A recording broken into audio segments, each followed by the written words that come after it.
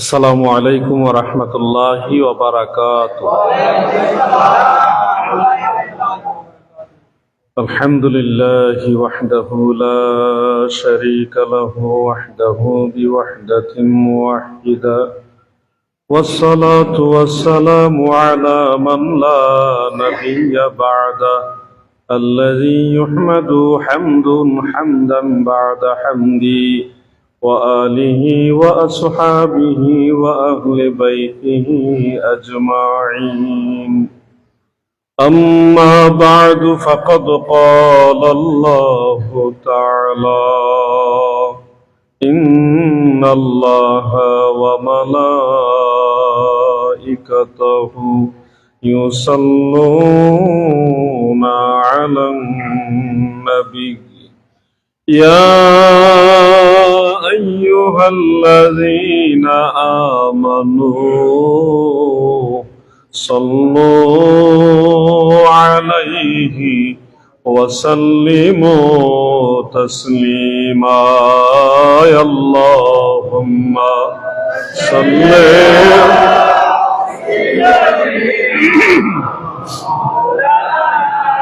محمد وعلى آل سيدنا.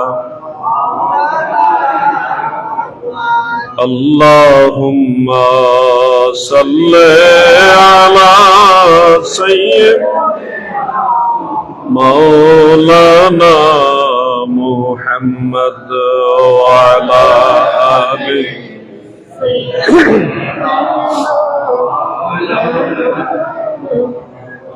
আজ না তো যাবে কাল, গত হলো কত কাল, শিয়রে আসিলে রে কাল, কি হবে তোর পায়, কে যাবি সে চল না যায়, সুসময় হয়ে যায়, দরশীতে নবী বরে সোনার সেই মদিনায়, কে যাবি সে চল না যায়। আল্লাহুম্মা সাল্লি আলা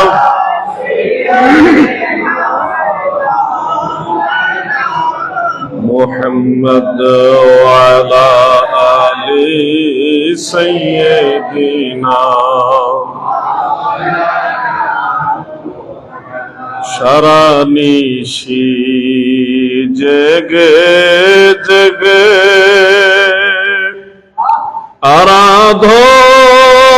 আরাধনা বিভোরে, কান্দিয়া কাটাইতেন নবী, পাপী উম্মতের তরে। আল্লাহুম্মা সাল্লি আলা মাওলানা ওয়া আলা আলি সাইয়্যিদিনা।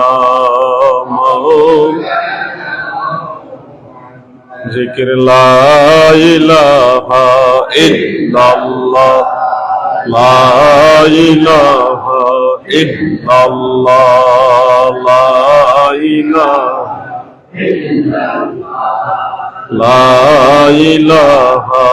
ইল্লাল্লাহ, লা ইলাহা ইল্লাল্লাহ, লা ইলাহা ইল্লাল্লাহ, লা ইলাহা ইল্লাল্লাহু মুহাম্মাদুর রাসূলুল্লাহ সাল্লাল্লাহু আলাইহি ওয়া আলিহি ওয়া সাল্লাম। আল্লাহর ওলি হযরতে কাজী সগীর সাহেব রহমতুল্লাহ আলাইহির বার্ষিক ফাতিহা শরীফ উপলক্ষে আয়োজিত এই ঐতিহ্যবাহী কাজী হযরতে কাজী সগীর রহমতুল্লাহ আলাইহির জামে মসজিদ পশ্চিম গোমদন্ডি বোয়ালখালীতে আজকের এই অনুষ্ঠানের সম্মানিত সভাপতির আসনে আসীন রয়েছেন আমার অত্যন্ত শ্রদ্ধাভাজন ব্যক্তিত্ব, এলাকারও একজন শ্রদ্ধাভাজন ব্যক্তিত্ব,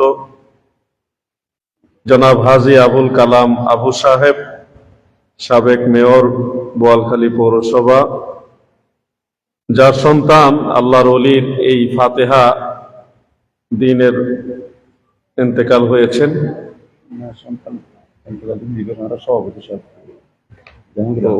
আলহাজ মোহাম্মদ জাহাঙ্গীর আলম সাহেব, যিনি মসজিদের সভাপতি, ওনার সন্তান এই দিন ইন্তেকাল করেছেন। উদ্বোধক আলহাজ মোহাম্মদ জাহাঙ্গীর আলম সওদাগর সাহেব, প্রধান অতিথি তিনি উপস্থিত হয়েছিলেন সম্ভবত জনাব মোহাম্মদ রহমতুল্লাহ সাহেব, উপজেলা নির্বাহী অফিসার বোয়ালখালী চট্টগ্রাম, বিশেষ আলোচক আলহাজ মাওলানা মোহাম্মদ এহসানুল্লাহ কাদেরী সাহেব, প্রধান মুফাসসির গহিরা FK জামিউল উলুম বহুমুখী কামিল মাদ্রাসা রাউজান চট্টগ্রাম, সম্মানিত অতিথি পীরজাদা মাওলানা মোহাম্মদ হারুনুর রশিদ নঈমি আল মাজমান্ডারি সাহেব, সম্মানিত আলোচক বৃন্দের মধ্যে রয়েছেন আলহাজ মাওলানা মোহাম্মদ আমানুল্লাহ কাদেরী সাহেব, এবং আমার পূর্বে যিনি চমৎকার আলোচনা পেশ করেছেন মাওলানা মোহাম্মদ সাইফুল ইসলাম রজবী সাহেব, নাতে মুস্তফা সাল্লাল্লাহু আলাইহি ওয়াসাল্লাম পেশ করেছেন। আমার দয়াল নবীজির আশেক, দয়াল নবীজির মহব্বতের বাসী জনাব শায়ের মোহাম্মদ মহিউদ্দিন তানভীর সাহেব সহ উপস্থিত এলাকার গণ্যমান্য ব্যক্তিবর্গ, যুব সমাজ, তরুণ সমাজ, সুশিক্ষিত সমাজ, প্রাণপ্রিয় মুমিন মুসলমান ভাইয়েরা, দূর থেকে মাইকের আওয়াজে যারা শুনছেন সবাইকে আমার আন্তরিক অভিনন্দন, মোবারকবাদ। যেহেতু সারা দেশে নিম্নচাপ চলতেছে, প্রচুর বৃষ্টি আজকে সারাদিন হয়েছে, আমি ভাবতেই পারিনি আজকে প্রোগ্রাম হবে। আল্লাহ পাকের দরবারে অসংখ্য শুকরিয়া যে এই পবিত্র প্রোগ্রামে মাহফিলে আসার মতো তৌফিক আমি গুনাহগার সহ আপনাদের সবাইকে দয়াময় আল্লাহ তাআলা দিয়েছেন, এই জন্য শুকরিয়া তান সবাই একবার বলুন আলহামদুলিল্লাহ। মহান আল্লাহ তাআলা শাহী দরবারে আরো শুকরিয়া আদায় করি যে দয়াল আল্লাহ আমাদের মতো অযোগ্য নালায়েকদেরকে তিনার হাবিব রাহমাতুল লিল আলামিন নবীর উম্মত বানাইছেন। এমন একজন নবীর উম্মত হওয়ার মতো যোগ্যতা আমাদের কাহারই নাই, সম্পূর্ণই আল্লাহ পাক দয়া করে তিনার হাবিবের উম্মত আমাদেরকে বানাইছেন। তিনি এমন একজন নবী যিনি উম্মত বলে স্বীকার করলেই আখিরাতে আপনার জন্য কল্যাণকর হয়ে যাবে।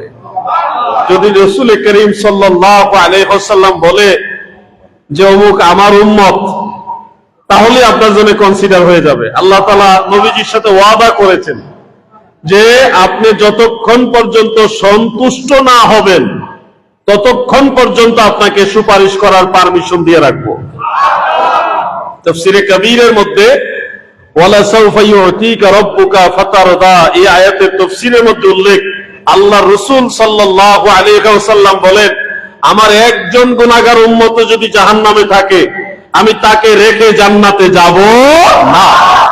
কেমন দরদি নবী, মায়ার নবী, এমন বান্ধব নবী অতি ভাগ্যের গুণে আমরা পেয়েছি। অনেক বড় ভাগ্য বিদায় এমন একজন নবীর উম্মত আমরা হতে পারছি। শুনুন, সিরিয়াসলি শুনুন, অল্প শুনুন কিন্তু হৃদয় থেকে শুনুন। ওয়াজকে ট্রেডিশন হিসেবে শুনবেন না, ওয়াজকে নসিহত হিসেবে শুনবেন। নসিহত হিসেবে শুনলে এটা আপনার দুনিয়া আখিরাতের কল্যাণ বয়ে আনবে। আর ট্রেডিশন মানে হলো হুজুরের সুর কেমন, হুজুরের কথার বাচন ভঙ্গি কেমন, হুজুরের কেমন জমাইতে পারলো, কয়টা তাকবীর আসলো, এগুলি হলো ট্রেডিশন। আমি নিন্দা করছি না, কিন্তু ওটার উপরে আপনারা নির্ভর করে থাকবেন না, নসিহত হিসেবে দিনকে নেন। এই প্রজন্মটা, আমাদের পরবর্তী এই প্রজন্ম, মেজরিটি তারা তাসাউফ থেকে দূরে। ওয়াজের যে মূল নির্যাস, যে তাসির, এটা থেকে তারা অনেক দূরে। এবং এটার পিছনে আমাদের পীর মাশায়েখদের অনেকটা ব্যর্থতাও আছে। ওনারাই তাদের পিছনে শ্রম কম দিয়েছে, যার কারণে এই যুব সমাজ, তরুণ সমাজ, তারা তরিকত তাসাউফ থেকে, পীর মুর্শিদের কাছ থেকে দূরে। আপনাদেরকে যে কথাটা বলতে চাই, গতকাল একজন দেশের বিজ্ঞ প্রাজ্ঞ প্রবীণ আলেমের বয়ান শুনেছি। তিনি বলছেন, আল্লাহ রসুল সাল্লাল্লাহু আলাইহি ওয়াসাল্লামের রওজা মুবারকের সামনে গিয়েও যদি কেউ দয়াল নবীজিকে সালাম দেয়, সেখান থেকে সালাম দিল নবীজি শুনে না। দুঃখের বিষয় হলো, সেই মজলিসে যারা যুবক ছিল, তরুণ ছিল, অল্প বয়স, তারা ওই বয়োজ্যেষ্ঠ আলেমের এই কথার সাথে ঠিক বলেছে।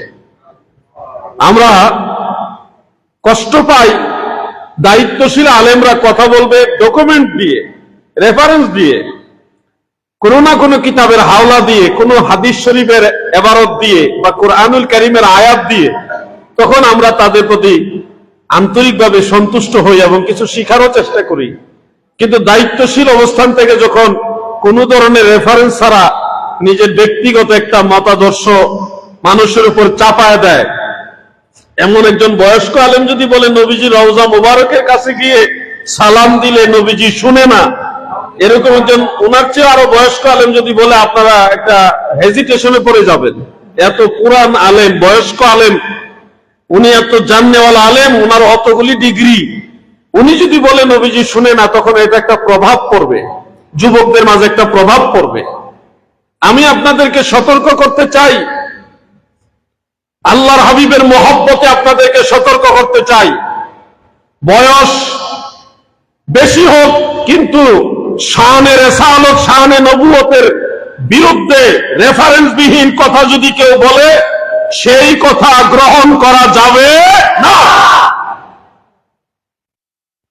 আমার ভাই মহিউদ্দিন তানবীরের মতো অল্প বয়সের লোক হোক, আমার ভাই রজবী সাহেবের মতো মিডিয়াম বয়সের লোক হোক, কিন্তু ওনার কথার সাথে যদি কোরআন সুন্নাহর দলিল থাকে, রেফারেন্স থাকে, সলফে সালিহিনের অনুসরণ থাকে, তাহলে ওনার বয়স বেশি না হলেও আল্লাহ এবং আল্লাহ রসুলের কথা মানার জন্য সেই রেফারেন্স ভিত্তিক কথাগুলি আপনাদের মানতে হবে।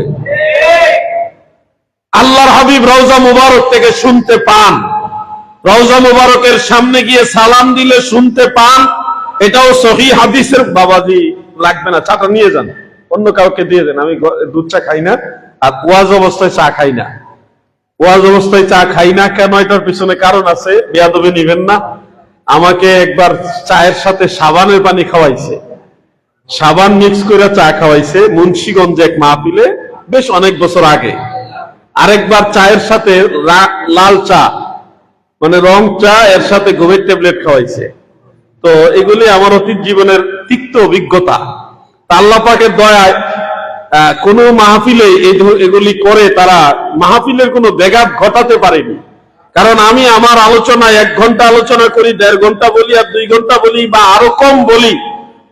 টোটাল আলোচনাটাই রেফারেন্স ভিত্তিক, কোরআন হাদিসের দলিল দিয়ে কথা বলার চেষ্টা করি। নবীর গোলামি করি, ক্যাম্বেসারি করি মদিনাওয়ালা, ক্যাম্বেসারি করি আল্লাহর ওলিদের। এই জন্য যত বড়ই সাবানের পারে আর ঘুমের ট্যাবলেট আর যাই কিছু করে, এগুলো কাজে আসে না। আপনারা এটা নিয়ে আবার মনে থেকে দোষ নিয়েন না যে আপনি না খাইলে আমরা অপমান বোধ করবো না।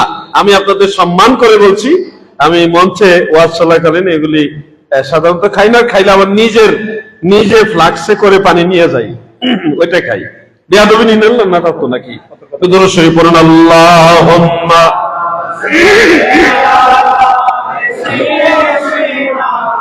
মাওলানা মুহাম্মদ। একটু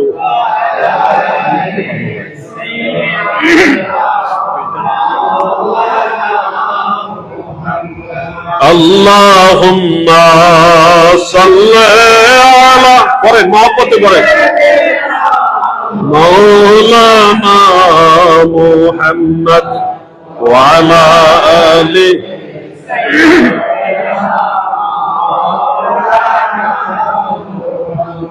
প্রিয় ভাইয়েরা আমার, প্রবীণ বয়সের একজন আলেম যখন বলে আল্লাহর হাবিবের রওজা মুবারকের সামনে গিয়ে নবীজিকে সালাম দিলে নবীজি শুনেন না, ফেরেশতা মিয়া তারপরে নবীজির কাছে সালাম পৌঁছে দিলে নবীজি উত্তর দেয়।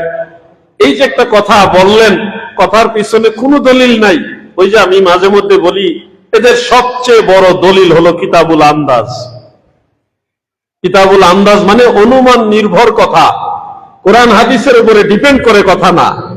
উলামায়ে কেরাম জানেন, হাফিজুল হাদিস ইমাম আবু শাইখ ইসফাহানি রাহমাতুল্লাহ আলাইহি তার কিতাবুল আজমাতের মধ্যে, কেউ কেউ আজমাত বলেন, এটাই মশহুর, কিতাবুল আজমাতের মধ্যে ইমাম আবু শাইখ ইসফাহানি বিশুদ্ধ সনদে একটা হাদিস উল্লেখ করেছেন, যে হাদিস সম্পর্কে হাফেজ ইবনু হাজার আসকালানী রাহমাতুল্লাহ আলাইহি বুখারী শরীফের সবচেয়ে প্রসিদ্ধ সরা ফাতহুল বারি শরহে বুখারী, সেখানে তিনি উল্লেখ করে, হাদিস শরীফ উল্লেখ করে বলেছেন, এই সনদ হলো ইসনাদুহু যায়্যিদ, অতি উত্তম সনদ এটা। অন্যান্য মুহাদ্দিসিনে কেরাম এই হাদিসটাকে শক্তিশালী বলেছেন, সনদকে যায়্যিদ বলেছেন। হাদিস হলো নবীজি বলেন, মান সাল্লা আলাইয়া ইনদা কবরি সামিউতুহু, যারা আমি রাসূলের রওজা মুবারকের নিকটে দাঁড়িয়ে আমি রাসূলকে সালাম দিবে, আল্লাহর নবী বলেন আমি নিজে তা শুনি। সুবহানাল্লাহ বলেন, সুবহানাল্লাহ বলেন।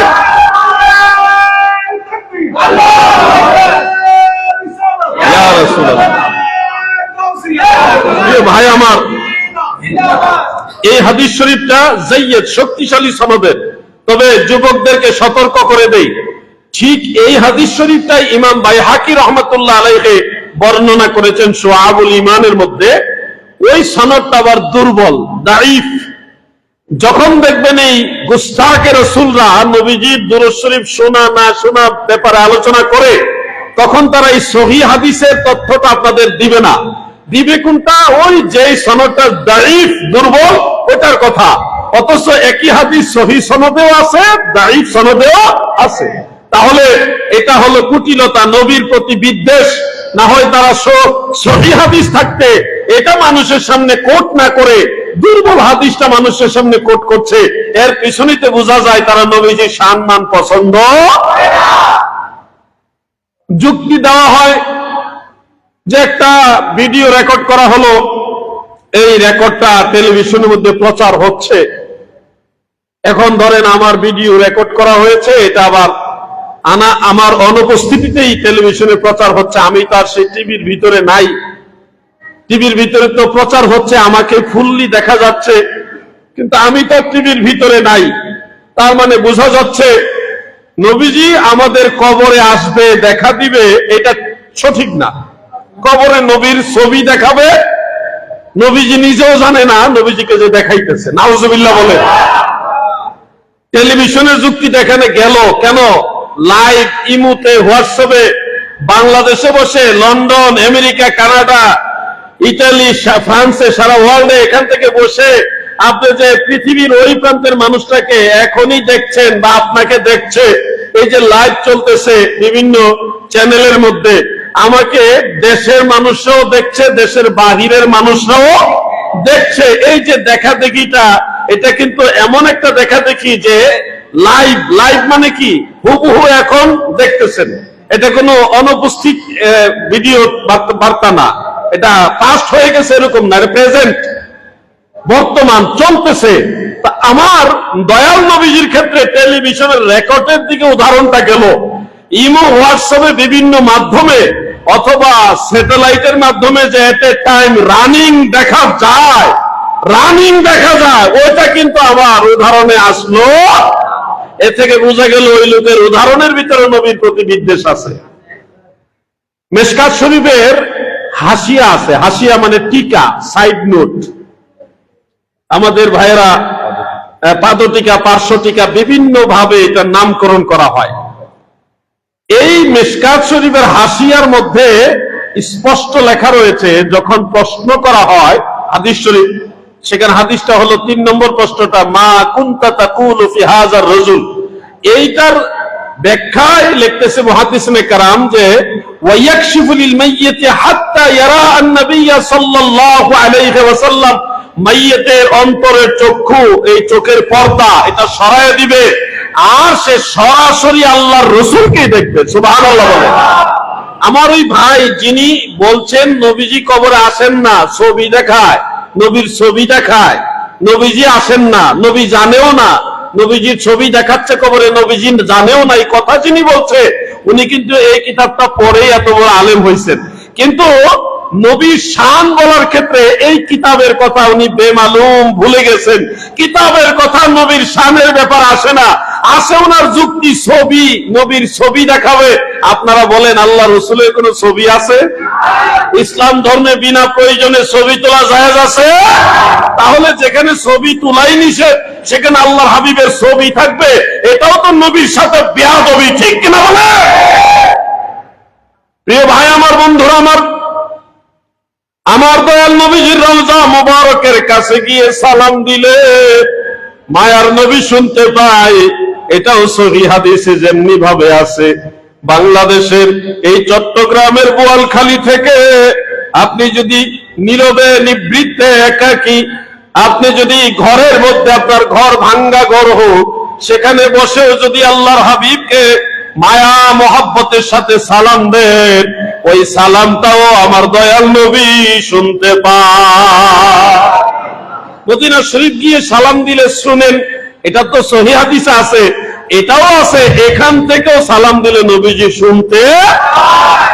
কিন্তু আমার ভাইয়েরা কষ্ট করে এই দলিলগুলি খুঁজেন না, তালাশ করেন না, অথবা তালাশ করে পেলেও নবীর সাথে যেহেতু এই কথাগুলি নবীজির পক্ষে, নবীর সম্মানের পক্ষে, সেহেতু এগুলি ওনারা নিতে চায় না। এটা হলো মূলত নবীজির প্রতি একটা বিদ্বেষ, খারেজিদের আলামত। আল্লাহ আমাদেরকে খারেজিদের খপ্পর থেকে হেফাজত করে, বলেন আমিন। আমরা এখান থেকে সালাম দিলে নবী শুনে কিনা? এটা আপনাদের বিশ্বাসে আছে কিনা? শুনুন দাদু, এখান থেকে মদিনা শরীফ বেশি দূরে নাকি হাউজে কাউসার বা লৌহে মাহফুজ বেশি দূরে? কোনটা বেশি দূরে বাস্তবতার নিরিখে বলে? লৌহে মাহফুজ দূরে না? মদিনা শরীফ আপনি প্লেন দিয়ে যাইতে পারবেন বা কোনো মাধ্যমে যাইতে পারবেন, লৌহে মাহফুজে যাওয়ার কায়দা আছে? মদিনা শরীফ থেকে আপনার বোয়ালখালী কাছে, কিন্তু হাউজে কাউসার দূরে। বুখারী মুসলিমের হাদিস, মিশকাত শরীফে আছে, আল্লাহর হাবিব বলেন, মদিনার মসজিদে নববী শরীফে দাঁড়িয়ে প্রিয় নবীজি বলেন, আমি এখান থেকে হাউজে কাউসার দেখি। সুবহানাল্লাহ বলে। যিনি হাউজে কাউসার দেখেন জমিনে দাঁড়িয়ে, তিনি বাংলাদেশের বোয়ালখালী দেখে না, তিনি উম্মতের কবরে উম্মতকে দেখে না। এটা কি যৌক্তিক না অযৌক্তিক? বাস্তব কথাগুলি বুঝে নিবেন দাদু ভাই আমার। এই যে আল্লাহর ওলি হযরতে কাজী সগীর শাহ রহমাতুল্লাহ আলাইহি, আল্লাহর ওলিদের সম্পর্কে আপনাদের একটা বিশ্বাস অন্তরের মধ্যে রাখতে হবে, যারা সত্যিকারে আল্লাহর ওলি তাদের সম্পর্কে। অনেক ভণ্ড পীর আছে, আমার আলোচনাগুলি তাদের ব্যাপারে না, আমার আলোচনাগুলি যারা সঠিক আল্লাহর বন্ধু, সত্যিকার অর্থে যাদের সাথে আল্লাহর সম্পর্ক, বেলায়েতের সম্পর্ক, সেই আল্লাহর ওলিদের সম্পর্কে আপনাদের বলি। শুনুন দাদু, বাস্তবে হয়তো আপনারা এটা টের পেয়েও থাকতে পারেন, আল্লাহর ওলিরা ইন্তেকাল করার পরেও সে ইল্লিয়িন থেকে জমিনে আসা যাওয়া করতে পারে। বলবেন এটা কি আমি নিজের গায়ের জোরে বললাম নাকি বাস্তবে দলিলের জোরে বললাম? আমি আপনাকে দলিল সহকারে শুনিয়ে দিচ্ছি। আল্লাহর ওলি যারা সত্যিকারের মুমিনে কামিল যারা, তারা ইন্তেকাল করার পরে তাদের রুহুটা চলে যায় মালাইল আলা, সর্বোচ্চ জগতে, ইল্লিয়িনের মধ্যে। সেই ইল্লিয়িন থেকে ওনারা জমিনে আসেন। এটা আমার কথা নয়, এটা প্রিয় নবীজির কথা। যেই দলিলটা কোট করেছেন হাফিজুল হাদিস ইমাম ইবনে আব্দুল বার রাহমাতুল্লাহ আলাইহির আল ইস্তিসকার, সেই কিতাবের মধ্যে। এছাড়াও আত-তামহিদের মধ্যে হাদিসটা রয়েছে।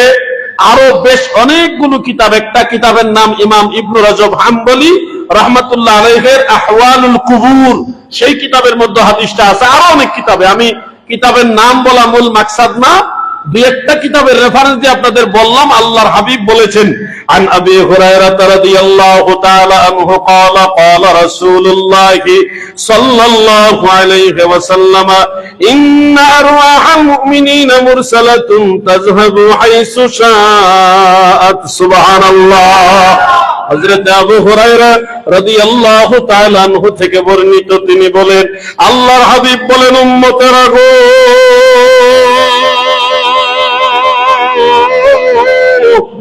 ইন্না আরওয়াহাল মুমিনিনা মুরসালাতুন, নিশ্চয় মুমিন বান্দাদের রূহ সমূহ, এই মুমিন বলতে সাধারণ মুমিন না গো, এটা মুমিনে নাকিস নয়, এটা হলো মুমিনে কামিল, যারা আল্লাহর ওলি হয়ে গেছে।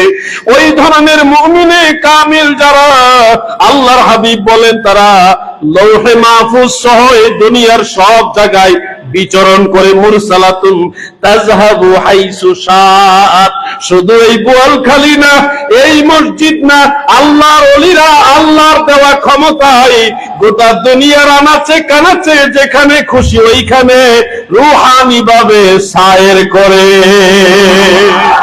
আল্লাহর হাবিবের হাদিস।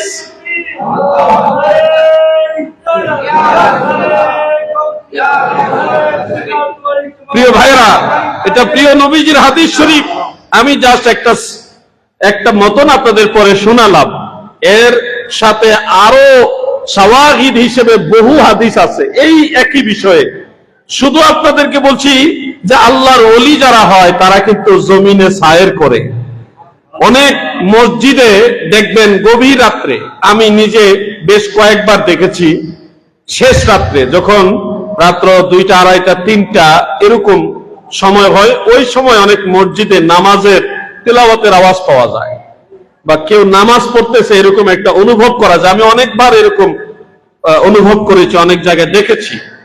এখন আমি আলোচনা শুরু করার আগে ভাইজান যেটা বলছেন রজবী সাহেব, তিনার কথার সাথে আমার বাস্তব জীবনের অভিজ্ঞতাটা মিলে গেছে। অনেক মসজিদে আমি দেখেছি কারা যেন কোরআন শরীফ পড়তেছে, নামাজ পড়তেছে, এটা আমি অনেকবার দেখেছি। এটা কিভাবে সম্ভব? শুনুন, জিন জাতিরা এমন একটা জাতি যারা আমরা দুনিয়াতে আসার আগে দুনিয়াতে এসেছিল। জিন মানব জাতির আগে দুনিয়াতে বিচরণ করেছে। ইমামে আহলে সুন্নাহ আজিমুল বারাকাত আহমদ রেজা খান ফাজিল বেরলভী রাদিয়াল্লাহু আনহু আলা হযরত, তিনি মিশরের গিজা পিরামিড সম্পর্কে একটা তথ্য দিয়েছেন। সে পিরামিডের পাথরগুলো এক একটা 40 টনের মতো ওজন আছে। 40 টন, 40 মন নয়, 40 টন, যেটা জমিন থেকে উপরে ক্যারি করার জন্য বড় মাপের লাগবে, কি বলে এটা, ক্রেন লাগবে। এটা নরমালি ক্রেন দিয়ে হবে না। তো এগুলি কারা একটা পাথরের উপর আরেকটা, আরেকটা পাথরের উপর আরেকটা কারা উঠালো? এটার একটা ঐতিহাসিক প্রেক্ষাপট তুলে ধরতে ধরতে বৈজ্ঞানিক বিশ্লেষণ সহ আলা হযরত রাহিমাহুল্লাহ তিনি লিখেছেন যে এগুলি সাধারণত দুনিয়াবি কোনো মানুষের কাজ না। এই দুনিয়াতে বাবা আদম আলাইহিস সালাম হলেন প্রথম মানুষ। তিনার আগে কিন্তু এই জমিনে মানব জাতি ছিল না। এর আগে, তিনার আগে জমিনে জিন জাতি ছিল। এই জন্য কোরআন শরীফে জিনের কথা আগে আসছে, মানুষের কথা পরে আসছে। ওমা খালাকতুল জিন্না ওয়াল ইনসা, জিনের কথা আগে আসছে। কারণ জমিনে আল্লাহ তাআলা জিন পাঠাইছে আগে। সেই জিনদের দ্বারা এটা সম্ভব যে 40 টন আর 50 টন হোক বা 30 টন হোক, এই বিশাল বড় বড় ভারী পাথরগুলি সাগরের নিচ থেকে তুলে এনে একটার পর একটা সাইজ করে রাখা, এটা জিনদের দ্বারাই সম্ভব বলে আলা হযরত উল্লেখ করেছেন। এটা একটা মত।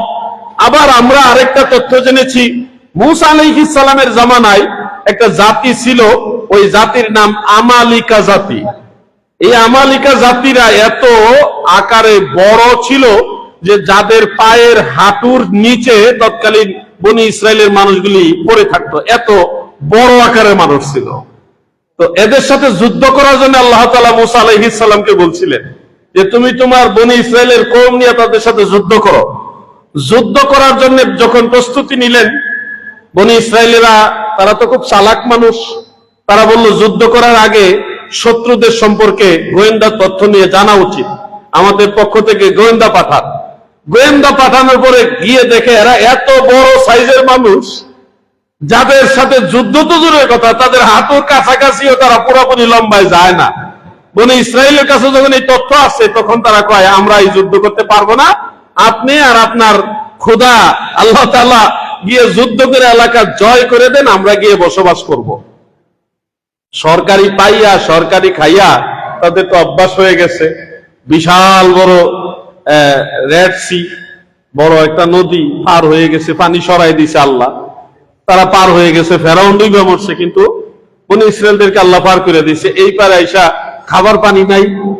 মুসা নবী তোমার কথায় এলাকা ছাইরা, ফেরাউনের এলাকা ছাইরা, মিশর ছাইরা চলে আসলাম এদিকে, এখন তো পানির পিপাসা লাগছে, পানি খাওয়াও। লবণাক্ত পানি, সাগরের পানি তো খাওয়া যাবে না, কি করা যায়? এখন মুসা আলাইহিস সালাম হাতের লাঠি দিয়ে এইভাবে গুঁতা দিলেন, মাটি মিষ্টি পানি উঠতেছে, সরকারি পানির মতো আর কি, মানে আল্লাহ তাআলার দেওয়া পানি খাইলো।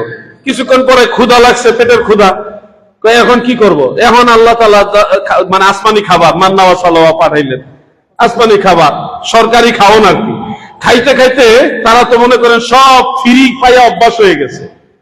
ফ্রি প্রথম যুদ্ধ করা সম্ভব না, তখন কয় যে আমরা যুদ্ধ করতে পারবো না, আপনি আর আপনার আল্লাহ গিয়ে যুদ্ধ করে এলাকা ক্লিয়ার করে দেন, আমরা গিয়ে বসবাস করব। কি সরকারি দাবি চিন্তা করছেন? এত বড় মানুষের সাথে যুদ্ধ করা সম্ভব না, ওনারা যুদ্ধ করতে রাজি হইল না। তো জানা যাচ্ছে একটা তথ্য মোতাবেক আমালিকা জাতিরা যেহেতু আকারে বৃহৎ আকার ছিল, ওই তারা এই একটা পাথরের উপর একটা রেখে তৎকালীন সময়ে এইগুলি করেছে, এটা একটা মত। আল্লাহু আলাম, আল্লাহ তাআলাই সবচেয়ে ভালো জানে, কারণ পৃথিবীতে এখনো 7টা জিনিস আছে যেগুলির কোনো বৈজ্ঞানিক ব্যাখ্যা এখনো পাওয়া যায়নি, যার মধ্যে একটা হলো মিশরের গিজা পিরামিড। তা আমি আপনাদেরকে এই তথ্যগুলি হঠাৎ করে নিয়ে আসলাম জিনের কথা নিয়ে। জিন, এই জিন জাতি তারা হলো আগুনের তৈরি। একটা জিন দেখেন আপনি, তারা চাইলে মুহূর্তের মধ্যে পৃথিবীর এক প্রান্ত থেকে আরেক প্রান্তে যাইতে পারে, ক্ষমতা আল্লাহ তাদেরকে দিয়ে রাখছে। এবং কোরআন শরীফের মধ্যে এটা ঘটনাও আছে, সূরা নামলের মধ্যে। এগুলি আপনারা জানেন, আমি বারবার বলে সময় নষ্ট করতে চাচ্ছি না। ইফরিত জিনের কথা কোরআন শরীফে আছে। তো এই যে একটা পাওয়ার, জিন জাতি যদি মুহূর্তের মধ্যে অথবা অল্প সময়ের মধ্যে এক প্রান্ত থেকে আরেক প্রান্তে যাওয়ার মতো ক্যাপাসিটি পাওয়ার রাখে, আপনাদের বিবেকে কি বলে আল্লাহর ওলিদের পাওয়ার কি জিনের চেয়ে কম না বেশি? নিঃসন্দেহে বেশি, এখানে কোনো সন্দেহ রাখা যাবে না। আরেকটা হাদিস শরীফ আপনাদেরকে বলি, তাহলে আরো ক্লিয়ার হবে জিনিসটা।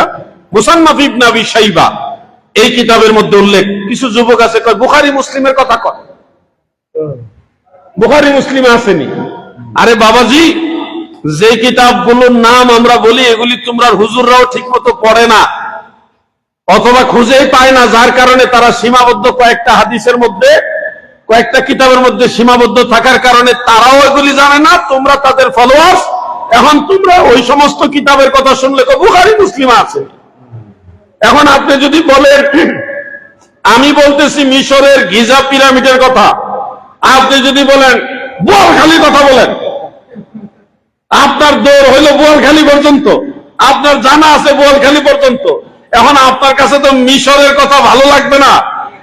মুসান্নাফ ইবনে আবি শাইবা এই ধরনের প্রাচীন প্রাচীন কিতাবের নাম শুনলে যারা বলে বুখারী মুসলিমে আসেনি বলেন, তাদের দৌড়টা হইল ওই পর্যন্তই। মনে রাখবেন, এই মুসান্নাফ কিতাবটা যিনি লিখেছেন উনি ইমাম বুখারীর উস্তাদ, ইমাম মুসলিমেরও উস্তাদ, দুনু শাইখাইনের উস্তাদ। তাহলে ছোটখাটো ইমাম না বড় ইমাম? ইমাম বুখারীর উস্তাদের লেখা কিতাব, তাও বুখারী এবং মুসলিম দুইটা কিতাব একসাথে করলে যতটুকু বড় হবে আর সে বড় কিতাব হলো ওইটা মুসান্নাফ ইবনে আবি শাইবা। সেই কিতাব থেকে একটা হাদিস আপনাদের শোনাই, মুআজামুল কাবীর লিত-তাবারানির মধ্যে হাদিসটা আছে। প্রিয় ভাই আমার, আল্লাহর হাবিব রাহমাতুল লিল আলামিন ফজরের নামাজ পড়ে একদিন মসজিদে নববী শরীফ থেকে বের হলেন। বের হওয়ার পরে নবীজির সামনে একজন সাহাবী দাঁড়ায় গেলেন। আল্লাহর হাবিব দয়াল নবীজি বললেন, ওই সাহাবীর নাম হলো হারেস। হারেস রে, আজকে ভোরবেলাটা তোমার কেমন হলো? তিনি উত্তরে বললেন, আজকের ভোরবেলাটা হাক্কান মুমিনান, আমার আজকের ভোরবেলাটা সত্যিকারের মুমিন হিসেবে হয়েছে। আল্লাহর হাবিব বলেন ফানজুর মাজা তাকুলু, তুমি কি বলছো তুমি ভালোভাবে নজর করে বলো, কেননা প্রত্যেক জিনিসের হাকিকত আছে। ফাইন্না লিকুল্লি হাকিকাতিন হাকিকা, কেননা প্রত্যেকটা হাকিকতেরও হাকিকত আছে। মাল হাকিকাতু ঈমানাক, তোমার এই ঈমানের হাকিকত কি, যে সত্যিকারের ঈমান নিয়ে তুমি আজকে সকালবেলা পার করছো। এই সত্যিকার ঈমান বলতে কি বুঝাচ্ছ, এর হাকিকত কি? তিনি উত্তরে বললেন, আমার ঈমানের হাকিকত হলো কান্নী আনজুরু ইলা আরশি রাব্বি বারিযা, আমার ঈমানের হাকিকত এই জমিনে দাঁড়িয়ে আমি আল্লাহর আরশে আজিম দেখি। সুবহানাল্লাহ।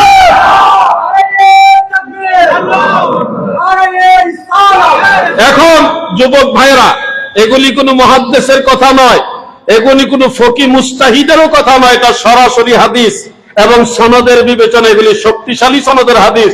সেখান থেকে আপনি দেখেন নবীজি রাসূল করিম সাল্লাল্লাহু আলাইহি ওয়াসাল্লাম তো অনেক ঊর্ধ্বের কথা, তুলনাই দেওয়া যাবে না। আল্লাহর নবীর উম্মতের মধ্যে যারা সাহাবী ছিলেন তাদের ঈমানের পাওয়ার কত, তারা জমিনে দাঁড়িয়ে আরশে আজিম পর্যন্ত দেখেন। আর আমরা যদি এখন বড় মুরব্বী শায়েখের কাছে শুনি যে আল্লাহর নবী নিজেই কবরে, উম্মতের কবরে কি হয় না হয় জানে না, তাহলে এটা কি মেনে নেওয়া যাবে? এগুলি নবীর দুশমন, কখনোই তাদের জবান থেকে নবীর প্রশংসা আসবে না। যত দেখবেন তারা কোরআন শরীফ সবগুলি সূরা আয়াত পারা তন্ন তন্ন করে পড়বে আর খুঁজবে কোন জায়গায় আছে নবী জানে না, কোন জায়গায় আছে নবীজি আমাদের মতোই, কোন জায়গায় আছে নবীজি পারে না, কোন জায়গায় আছে নবীজি পারবে না, এগুলি তারা কোরআন থেকে খুঁজে খুঁজে বের করার চেষ্টা করে। আর সুন্নিরা যখন কোরআন পড়ে তখন সব সূরা আয়াত পারা সব পড়ে আর খুঁজে কোথায় আছে আমার নবী শাফাআতকারী, কোথায় আছে আমার নবী তারানেওয়ালা, কোথায় আছে আমার নবী জানে, কোথায় আছে আমার নবী পারে। নবীর প্রেমিকরা নবীর শান কোরআন থেকে খুঁজে, ঠিক কিনা বলে?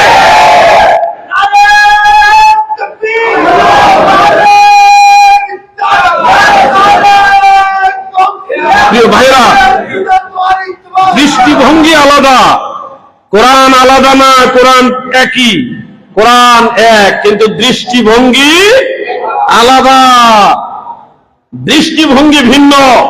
নবীর প্রেমিকদের দলিল লাগে না, যার কারণে বিনা দলিলই তারা নবীকে ভালোবাসে, কিন্তু দলিল যখন খুঁজে তারা নবীর শান মান খুঁজে।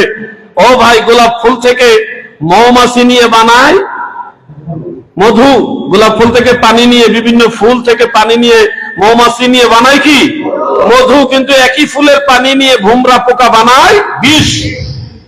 একই জায়গার পায়নি পানি, কারো কাছে বিষ, কারো কাছে মধু। কোরআনের মধ্যে কোরআনের সূরা আয়াত পড়া সবই ঠিক আছে, কিন্তু দাদু দেখবেন সুন্নিরা যখন কোরআন পড়ে তখন এটার মধ্যে নবীজির মহব্বতের মধু খুঁজে পায়। আর নবীর দুশমনেরা যখন কোরআন পড়ে তখন এর মাঝে নবীর শানের বিরুদ্ধে দলিল খুঁজে, ঠিক কিনা বলে? দলিল গোস্তাকে রাসূল, এদের সাথে আল্লাহর হাবিবের কোনো সম্পর্ক নাই, ইসলামের মূল দর্শন তাদের মাঝে নেই। আপনারা যদি সচেতন না হন তাহলে আপনারা ক্ষতিগ্রস্ত হবেন। আমাদের কথার সাথে এই 1400 বছরের সমস্ত ইমামদের কথা মিল পাইবেন, কারণ আমরা নতুন না, উইরা ইসা জিরা বসি নাই। আমি মাঝে মধ্যে বলি, আমাদের এই আহলে সুন্নাত ওয়াল জামাত, এই সুন্নি জামাত আমরা স্বপ্নে পায়ে আবিষ্কার করিনি। সুন্নি জামাত মজলিসে শূরা দিয়ে আবিষ্কার করা হয়নি। সুন্নি জামাত কোন নির্বাচন দিয়ে বানানো হয়নি। সুন্নি জামাতের প্রতিষ্ঠাতা হলো রাহমাতুল লিল আলামিন, আমরা নবীর দল করি, ঠিক কিনা বলেন? এটা স্বপ্নে পাওয়া দল না, মজলিসে শূরা দিয়ে এই দল বানানো হয়নি। এই দলের প্রতিষ্ঠাতা রাহমাতুল লিল, সমস্ত সাহাবারা এই দলের সদস্য, সমস্ত তাবি, চার মাযহাব, সকল তরিকতের ইমামরা, সমস্ত আউলিয়ারা সুন্নি। একটা ইমাম আপনি দেখাতে পারবেন না, একজন ওলিউল্লাহ দেখাতে পারবেন না, একজন মুজাদ্দিদ মুজতাহিদ দেখাতে পারবেন না যে কইছে আমি ওয়াহাবি। কে ওয়াহাবি না? সব ইমামরা নিজেদের আকীদার অবস্থান যখন ক্লিয়ার করেছেন, সবাই বলেছেন আমি আহলে সুন্নাহ ওয়াল জামাত। এজন্য আমাদেরটা ইতিহাস খুঁজলে দেখবেন ওই 1400 বছর ইতিহাসে সবকিছু আমাদের সাথে মিল আছে। হাজির নাজির, ইলমে গায়েব, মুনাজাত বলেন, মিলাদ কিয়াম বলেন, কোনো কিছু আমাদের বানানো না। যারা জানে না এরা হইল মনে করেন একটা ফতোয়া জারি করে দিয়ে একটা ফিতনা লাগায় দেয়। জানার চেষ্টা করতে হবে। আজও পর্যন্ত শোনেন, আমার একটা মূল নীতি, আমার একটা নীতি হলো আমি বাতিলদের কথা শুনি, আমি তাদের কথাগুলি শুনি এবং নোট করি। নোট করার পরে আমি ওই কিতাবগুলি নিজে, কারো মাধ্যমে না, নিজে এগুলি যাচাই করি, তালাশ করি। এরপরে ওনার কথার সাথে বাস্তবতার মিল আছে কিনা দেখে তারপরে এই ব্যাপারে আহলে সুন্নাহ ওয়াল জামাতের ইমামরা কি বলছে ওটা আমি খুঁজে তারপরে ডিসিশন নেই। খুঁজতে খুঁজতে খুঁজতে খুঁজতে এই পর্যন্ত দেখলাম, বেজার হবেন না, ওয়াহাবিদের বেশিরভাগ হইল ধান্দাবাজ, ভাওতাবাজ। এরা মানুষকে ধোঁকা দেয়। যেমন এক যুবক ভাইরা যারা কলেজ ইউনিভার্সিটিতে পড়েন, একটা হাদিস বলি, আপনারা আলেম ভাইরা কিছু বললেন না, আপনারা চুপচাপ থাকবেন। যখন ভার্সিটিতে যাবেন বা কলেজে যাবেন অথবা স্কুলেই যান, যখন বলবেন উতলুবুল ইলমা ওয়ালাউ বিসিন অথবা ওয়ালাউ কানা বিসিন, দুই ভাবেই আছে। জ্ঞান অন্বেষণের জন্য প্রয়োজনে চীন দেশে যাও, এই কথাটা যখন আপনি বলবেন না, দেখবেন তারা বলবে এটা জাল হাদিস। ট্রাই করে দেখবেন, আপনি বলার শেষ করার আগেই উনি বলে দিবে এটা জাল হাদিস। এবং উনি এটাকে জাল হাদিস বানাইবে কোন রেফারেন্স দিয়া না, কিতাবুল আন্দাজ দিয়া। আমি আজকে আপনাদেরকে তথ্যটা সহযোগিতা হিসেবে দিয়ে রাখি, এটা জাল হাদিস নয়, এটা আল হাদিস। কিভাবে আল হাদিস? প্রথমত হাফিজুল হাদিস ইমাম আবু বকর বাইহাকি রাহমাতুল্লাহ আলাইহির শুআবুল ঈমানের মধ্যে হযরত আনাস ইবনে মালিক রাদিয়াল্লাহু আনহু থেকে একাধিক সূত্রে এটা বর্ণিত রয়েছে। এরপরে হাফিজুল হাদিস ইমাম আবু আহমদ ইবনে আদি রাহমাতুল্লাহ আলাইহির আল কামিল ফি দুআফাইর রিজাল, সেই কিতাবের মধ্যে এই একই হাদিস আরেকজন সাহাবী হযরত আবু হুরায়রা থেকে বর্ণিত আছে, যেখানে প্রিয় নবীজি বলেছেন উতলুবুল ইলমা ওয়ালাউ বিসিন আও ওয়ালাউ কানা বিসিন, জ্ঞান অন্বেষণ করো যদিও চীন দেশে যেতে হয়। আল্লাহর রসুলের জবানে চীন দেশের নাম আছে। পৃথিবীর কত রাষ্ট্র, কত দেশ আছে, অনেক দেশের কথা কোরআনে আছে, হাদিসে আছে, কিন্তু নবীজি জ্ঞানের কথা বলতে গিয়ে চীন দেশের নামটা উচ্চারণ করেছেন এবং একাধিক সূত্রে এটা প্রমাণিত। মুহাদ্দিসিনে কেরাম বলেছেন, ইমাম মানাবি, আব্দুর রউফ আল মানাবি, জাইনুদ্দিন মানাবি, অন্যান্য মুহাদ্দিসরা, ইমাম সাখাবি, শামসুদ্দিন সাখাবি, ওনারা বলেছেন ইউকাউই বাদুহা বাদান, একটা সূত্র আরেকটা সূত্রকে এটা শক্তিশালী করেছে। মানে এটা উড়িয়ে ফেলে দেওয়ার মতো হাদিস শরীফ না, এটা শক্তিশালী হাদিস, যেখানে নবীজি চীন দেশের কথা বলেছেন এবং জ্ঞানের কথা বলতে গিয়ে চীন দেশের নাম রাহমাতুল্লিল আলামিন নবীজির জবান মুবারকে এসেছে। তার বাস্তবতা টের পাচ্ছেন না? সারা ওয়ার্ল্ডের মধ্যে এই জ্ঞানে, বিজ্ঞানে, আধুনিকতায়, আবিষ্কারে, মোটামুটি এই সমস্ত বিষয়ে চীন দেশের অবস্থান সবার শীর্ষে না? কি কথা বলেন না, শীর্ষে কিনা? আমেরিকার আইফোন তারা বিক্রি করে কত? আইফোন কিনছেন না? হ্যাঁ, 15, 16 কিনছেন না? কত দিয়ে কিনছেন? হ্যাঁ, আরো বেশি, 1,80,000, 1,80,000 বা 1,20,30 যাই আমরা বলি। আপনি জানেন সেই আমেরিকার আইফোন চীন দেশ হুবহু, একটু এদিক সেদিক নাই, হুবহু বানায় আমরা 12,000 টাকা দিয়ে দিব। কোথায় 1,80,000 আর কোথায় মাত্র 12,000, একেবারে চুল পরিমাণও বেশ কম নাই। তাহলে জ্ঞান বিজ্ঞানে তারা এত শীর্ষে কেন? ওই শীর্ষের মূল হাকিকতটা হলো নবীজির জবান মুবারকে এই নামটা আসছে। নবীজির জবান মুবারকের বরকতে আল্লাহ তাদের জ্ঞান আরো বাড়ায় দিচ্ছে। এই জন্য চীন দেশে যে একেবারে আমরা জ্ঞান অন্বেষণ করতে যেতে হবে তা না, এটা একটা উপমা। উদাহরণ, যে তোমরা প্রয়োজনে নিজের দেশ ছেড়েও যদি অন্য কোনো দেশে যেতে হয়, চীন দেশে হোক আর যে কোনো দেশে যদি জ্ঞান আহরণের জন্য যেতে চাও তাহলে যাবে। এটা নবীজি উৎসাহের জন্য এইভাবে বলেছে। চীন দেশের নাম নবীজি বলার কারণে চীন দেশের দাম বেড়ে গেছে। এটা নবীজির জবান মুবারকের বরকত। আল্লাহ কবুল করুক, বলেন আমিন। দুরূদ শরীফ পড়ুন, আল্লাহুম্মা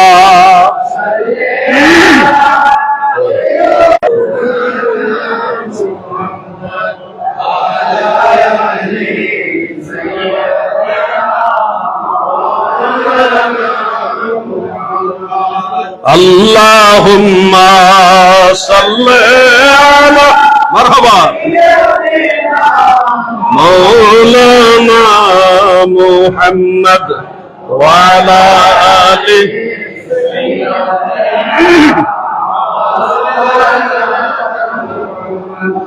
আমি আলোচনাটা সামনে যেহেতু কুরবানি ওই বিষয়ে কিছু কথা বলবো। মুলাখাস এতগুলি কথা বলার মূল যে উদ্দেশ্য সেটা হলো যে আল্লাহর নবী রাসূল করিম সাল্লাল্লাহু আলাইহি ওয়াসাল্লাম তিনি এমন মহাসম্মানিত নবী, আপনি এখান থেকে বসে নবীজিকে সালাম দেন, এটাও নবীজি শুনেন, এবং রওজা মুবারকের সামনে গিয়ে যদি সালাম দেন, আপনার সালাম সরাসরি নবীজি শুনেন এবং জবাব দেন।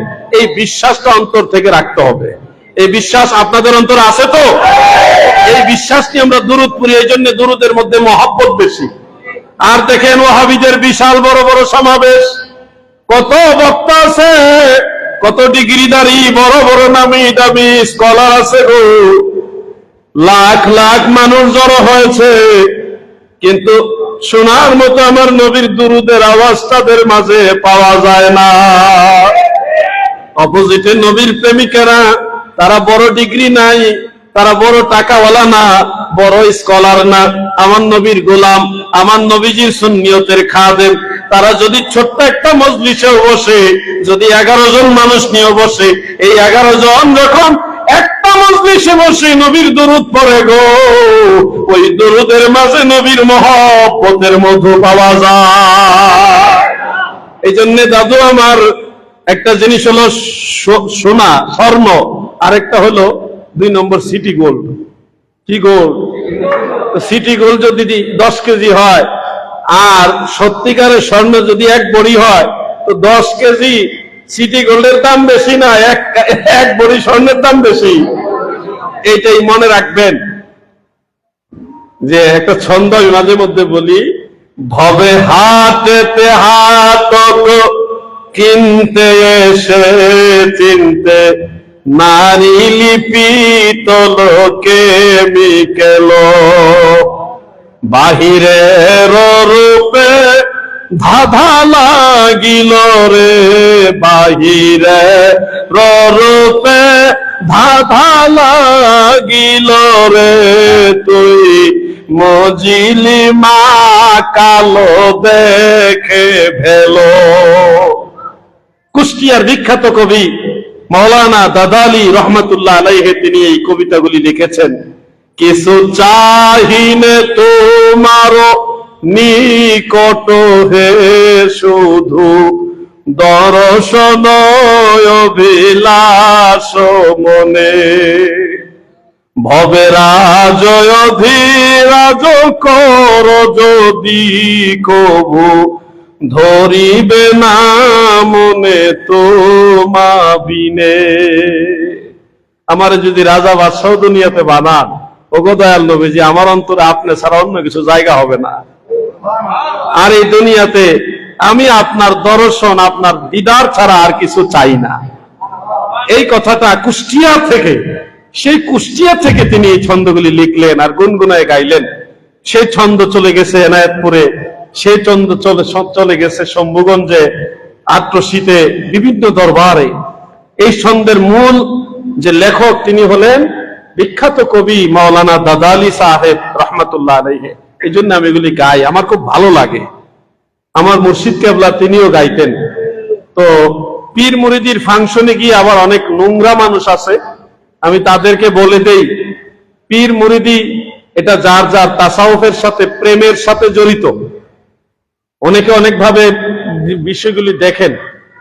আমি কার কাছে মুরিদ, কে আমার পীর, এত কিছু জানার জন্য অনেক সময় প্রশ্ন করেন। আপনাদেরকে সম্মানের সাথে বলে দিচ্ছি, আমার পীর ও মুর্শিদ কে এটা আমার ব্যক্তিগত বিষয়। তারপরও মাঝে মধ্যে মনে চায় এই অবুঝ মানুষগুলিকে বুঝানো। আমার পীর ও মুর্শিদ প্রথমত হলো আমার পীর খাজা বাবা ফরিদপুরি কুদ্দিসা সিররুল আজিজ মাওলানা হাসমতুল্লাহ সাহেব রহমতুল্লাহ আলাই, ফরিদপুর আট্রসি দরবারে যিনি।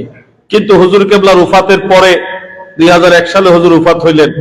এরপরে দীর্ঘ একটা সময় সেখানে আমি ছিলাম, কিন্তু আকিদা, আমল, আখলাক, সেই মানহাজটা, হুজুর পাকের যে আদর্শ, এটা এক ধরনের বিলীন হওয়ার পথে বিদায় ওখান থেকে আমি সরে চলে আসছি। তারপরে আমি ইমাম আহলে সুন্নাত আলা হযরত আজিমুল বারাকাত ইমাম আহমদ রেজা খান ফাজেলে বেরলভী রহমতুল্লাহ আলাইহির দরবারে গিয়েছি। আলা হযরত বেরেলি শরীফে গিয়েছি। সেখানে হুজুর আল্লামা তৌসিফ রেজা মাদ্দাজিল্লাহুল আলী হুজুরের কাছে আমি আলা হযরতের সিলসিলার বায়াত গ্রহণ করেছি। আজকে আপনাদের বলছি, প্রয়োজনে হুজুর যখন বাংলাদেশে আসবে হুজুরকে জিজ্ঞাসা করবেন। ইন্ডিয়াতে মাওলানা মুফতি আল্লামা জুবায়ের আহমদ মুজাদ্দিদি সাহেব রয়েছে কলকাতায়, পশ্চিমবঙ্গে, ওনাকেও জিজ্ঞাসা করবেন প্রয়োজনে। এরপরে আমি মুজাদ্দিদ আল ফিসানি আল ফারুকি রাদিয়াল্লাহু আনহু, যিনি মুজাদ্দিদিয়া তরিকার ইমাম শেখ আহমদ সের হিন্দি, মুজাদ্দিদ আল ফিসানি আল ফারুকি রহমতুল্লাহ আলাইহির দরবারে গিয়েছি। সেখানেও আলহামদুলিল্লাহ তিনার আওলাদ যিনি আছেন মুজাদ্দিদ আল ফিসানি রহমতুল্লাহ আলাইহির যিনি সরাসরি আওলাদ, ব্লাদগত আওলাদ, তিনার কাছে আমি বায়াত গ্রহণ করেছি মুজাদ্দিদিয়া সিলসিলায়। এবং হুজুরের কাছে যখন আমি বললাম যে হুজুর আমাকে সবক দেন, আমার তো সবকগুলি আগে যতটুকু পারছি আমি আদায় করছি। হুজুরকে আমি বললাম যে আমাকে সবক দেন। হুজুর আমার দিকে কিছুক্ষণ 1 থেকে 1.5 সেকেন্ড বা 2 সেকেন্ড মতো তাকিয়ে বলতেছে যে আপনার সকল সবক, উর্দু ভাষায় বলতেছে, সকল সবক দয়াল নবীজি আদায় করে দিছে। আমি বেকুবের মতো ওখানে বসে রইলাম যে আমার মতো নালায়েক, নাচিজ, অধম, অযোগ্য নবীর গোলামি করার মতো যোগ্যতা নাই, আমার মতো নালায়েকের দিকে দয়াল নবীজির নজর আছে। এই জিনিসটা আমি আশ্চর্য হইলাম। তারপরেও আমি হুজুর কেবলার কাছ থেকে জোর করি আবার বললাম যে তারপর বরকত না, আমার সিনার মধ্যে সবকের হাত আপনি লাগাইছে। এরপরে পিরানে পীর দস্তগীর হুজুর গাউসুস সাকালাইন শেখ সৈয়দ মহিউদ্দিন আব্দুল কাদের জিলানী বাগদাদি আল হাসানি ওয়াল হুসাইনি রাদিয়াল্লাহু আনহুর দরবার বাগদাদ শরীফ আমি গিয়েছি, আপনারা জানেন এগুলো। সেখান থেকে আমার নিসবত আছে, মুজাদ্দিদ সাহেবের দরবারে আমার নিসবত আছে, আলা হযরতের সাথে আমার নিসবত আছে। এটার অর্থ এই না যে একজন পীরের কাছে বায়াত হওয়া মানে এই না যে আরেকজন পীরকে অবমাননা করা। আপনারা মাদ্রাসায় পড়ার সময় অবশ্যই হাদিস পড়ার সময় মুহাদ্দিস হুজুরের কাছে গিয়েছেন, তাফসীর পড়ার সময় মুফাসসির হুজুরের কাছে বসেছেন, ফিকহ পড়ার সময় মুফতি হুজুরের কাছে বসেছেন। এক এক সাবজেক্টের এক একজন টিচার আছে না? কাদরিয়া তরিকার একজন শায়েখ লাগে, সোহবত লাগবে। চিশতিয়া তরিকারও নিসবত আমার আছে, আজমির শরীফের সাথে আমার নিসবত আছে, নকশবন্দিয়া মুজাদ্দিদিয়া সিলসিলার নিসবত আমার আছে, আলা হযরতের সাথে আমার নিসবত আছে। আমি এগুলো নিয়েছি। আল্লাহর ওলিদের নেক নজর আমার এই নালায়েকের উপরে থাকুক। এর অর্থ এই না যে আগে যার কাছে আমি বায়াত ছিলাম ওনাকে আমি অবমাননা করছি, ওটা না। আমি ওনাকেও মাথার তাজ হিসেবে সবসময় মানবো। ওলি আল্লাহকে কখনো অবমাননা করা যাবে না। প্রিয় ভাই আমার, অনেকে অনেক ধরনের লেখালেখি করে। অনলাইনের জগৎটা একটা এমন একটা নোংরা জগৎ হয়েছে যে মানুষের কাছে এগুলি এখন ব্যবহারে অনুপযোগী হয়ে যাচ্ছে। ওলি আল্লাহদের সাথে সম্পর্ক রাখবেন। যারা ওলি আল্লাহর সোহবত পায়নি, যারা ক্যাসেটে মুরিদ হয়েছেন, মোবাইলে মুরিদ হয়েছেন, তারা তো ভাইজান সোহবতের মর্যাদা বুঝবেন না। পাকিস্তান থেকে যখন আল্লামা তাহের শাহ হুজুর মাদ্দাজিল্লাহুল আলী তিনি বাংলাদেশে আসেন, ওনাকে এক নজর দেখার জন্য ভক্ত আশেকান ওখানে চলে যায়। শুনেন, সাহাবাই কারাম এত দামি কেন? নবীর সোহবতের কারণে। এক মুহূর্ত যে সাহাবী রাসূল করিম সাল্লাল্লাহু আলাইহি ওয়াসাল্লামের সোহবত পেয়েছেন, এই এক মুহূর্ত সোহবতের কারণে পৃথিবীর সমস্ত ওলি আল্লাহদের এক পাল্লায় রাখলে একজন সাহাবী যিনি সামান্য সময় নবীজির দিদার পেয়েছেন, ওই সাহাবীর পায়ের ধুলা মুবারকের সমান মর্যাদাও সমস্ত ওলি আল্লাহদের হবে না নবীর ইজ্জতের কারণে। সোহবত এমন দামি জিনিস, এজন্য সোহবত যত বেশি পারেন ওলি আল্লাহদের কাছ থেকে নেবেন, আউলিয়ায়ে কেরাম থেকে সোহবত নেবেন, ওই মজলিসে বসে থাকবেন। এই মজলিসটা দামি মজলিস, এমন হবে আল মারউ মা'a মান আহাব্বা, বুখারী মুসলিমের হাদিস। এই মজলিস এখানে বসছেন, আল্লাহ যদি দয়া করে দয়াল নবীজির উসিলায় হুজুরকে হাসর ময়দানে জান্নাতি হিসেবে ঘোষণা করে দেন, তা আমি তো হুজুরের পাশে বসছিলাম, এই বসেছিলাম, আপনি বসেছিলেন এখানে, এই বসেছিলেন এই কারণে আপনাকে ওনার মনে পড়বে যে তুমি তো আমার মজলিসে বসছিলে, আসো, তুমি আসো আমার সাথে, তুমি আসো আমার সাথে, তুমি আসো আমার সাথে। যত পাপী তাপী আমরা আছি, আমাদেরকে যাকে আল্লাহ ক্ষমা করে দিবেন, জান্নাতি করবেন নবীজির উসিলায়, সেই লোক এই লোকগুলোকে নিয়ে, গুনাহগার লোকগুলোকে নিয়ে আল্লাহর কাছে পেশ করে বলবে, মাওলা গো, এরা আমার সাথে বসছিল, তারা আমার মহব্বত করছে, আমার সাথে নামাজ পড়েছে, ও আল্লাহ আপনার কাছে ক্ষমা চাই, আপনি তাদের মাফ করেন, দয়াল নবীর উসিলায় মাফ করেন। তখন ওই আলেমের উসিলায়, ওই ক্ষমাপ্রাপ্ত ব্যক্তির উসিলায় অসংখ্য গুনাহগার ব্যক্তিকে ওনার সাথে জান্নাতে কবুল করবে।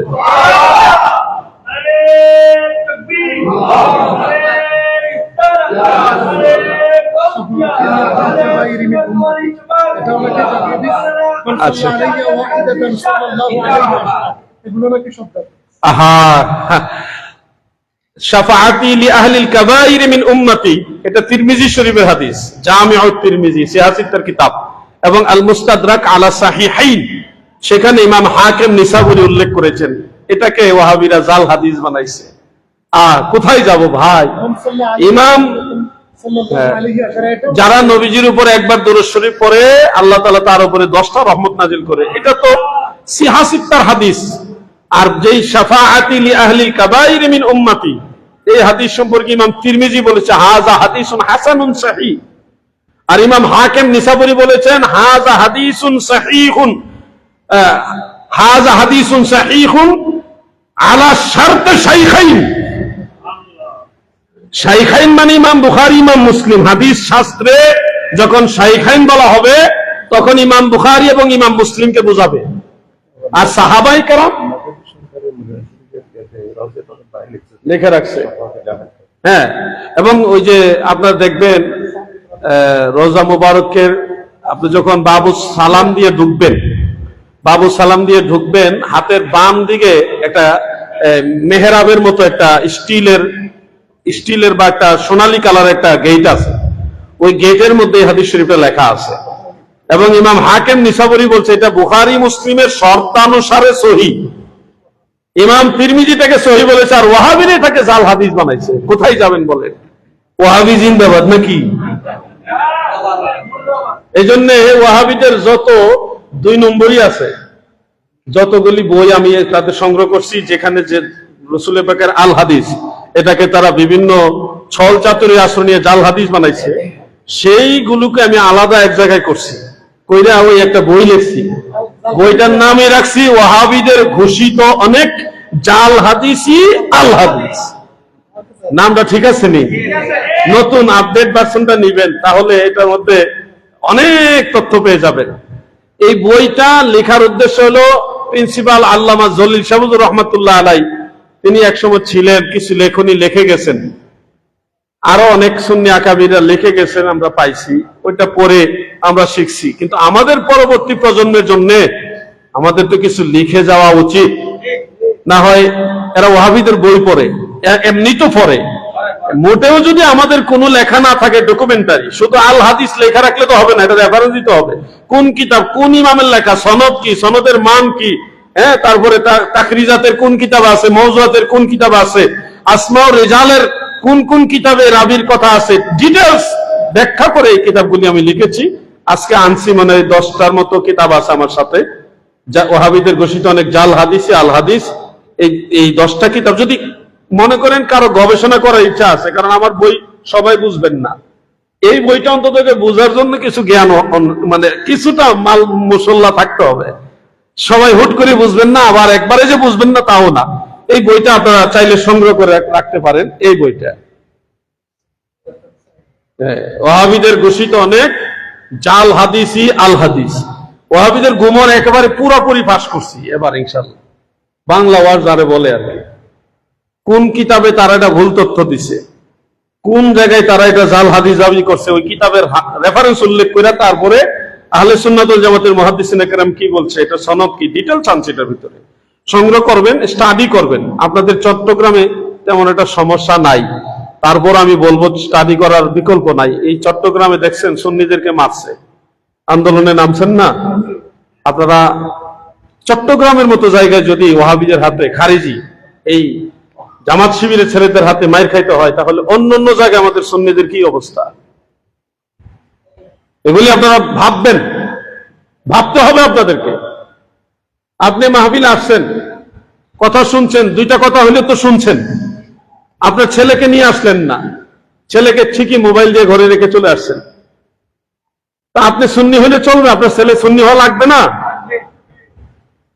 আপনি মাহফিলে যান, সুন্নি মিলাদ হইলে মিলাদ শরীফে যান, কিন্তু আপনার ছেলে সন্তান, মেয়ে সন্তান, তাদেরকে ওই দিকে ইয়ে করেন না, নেন না।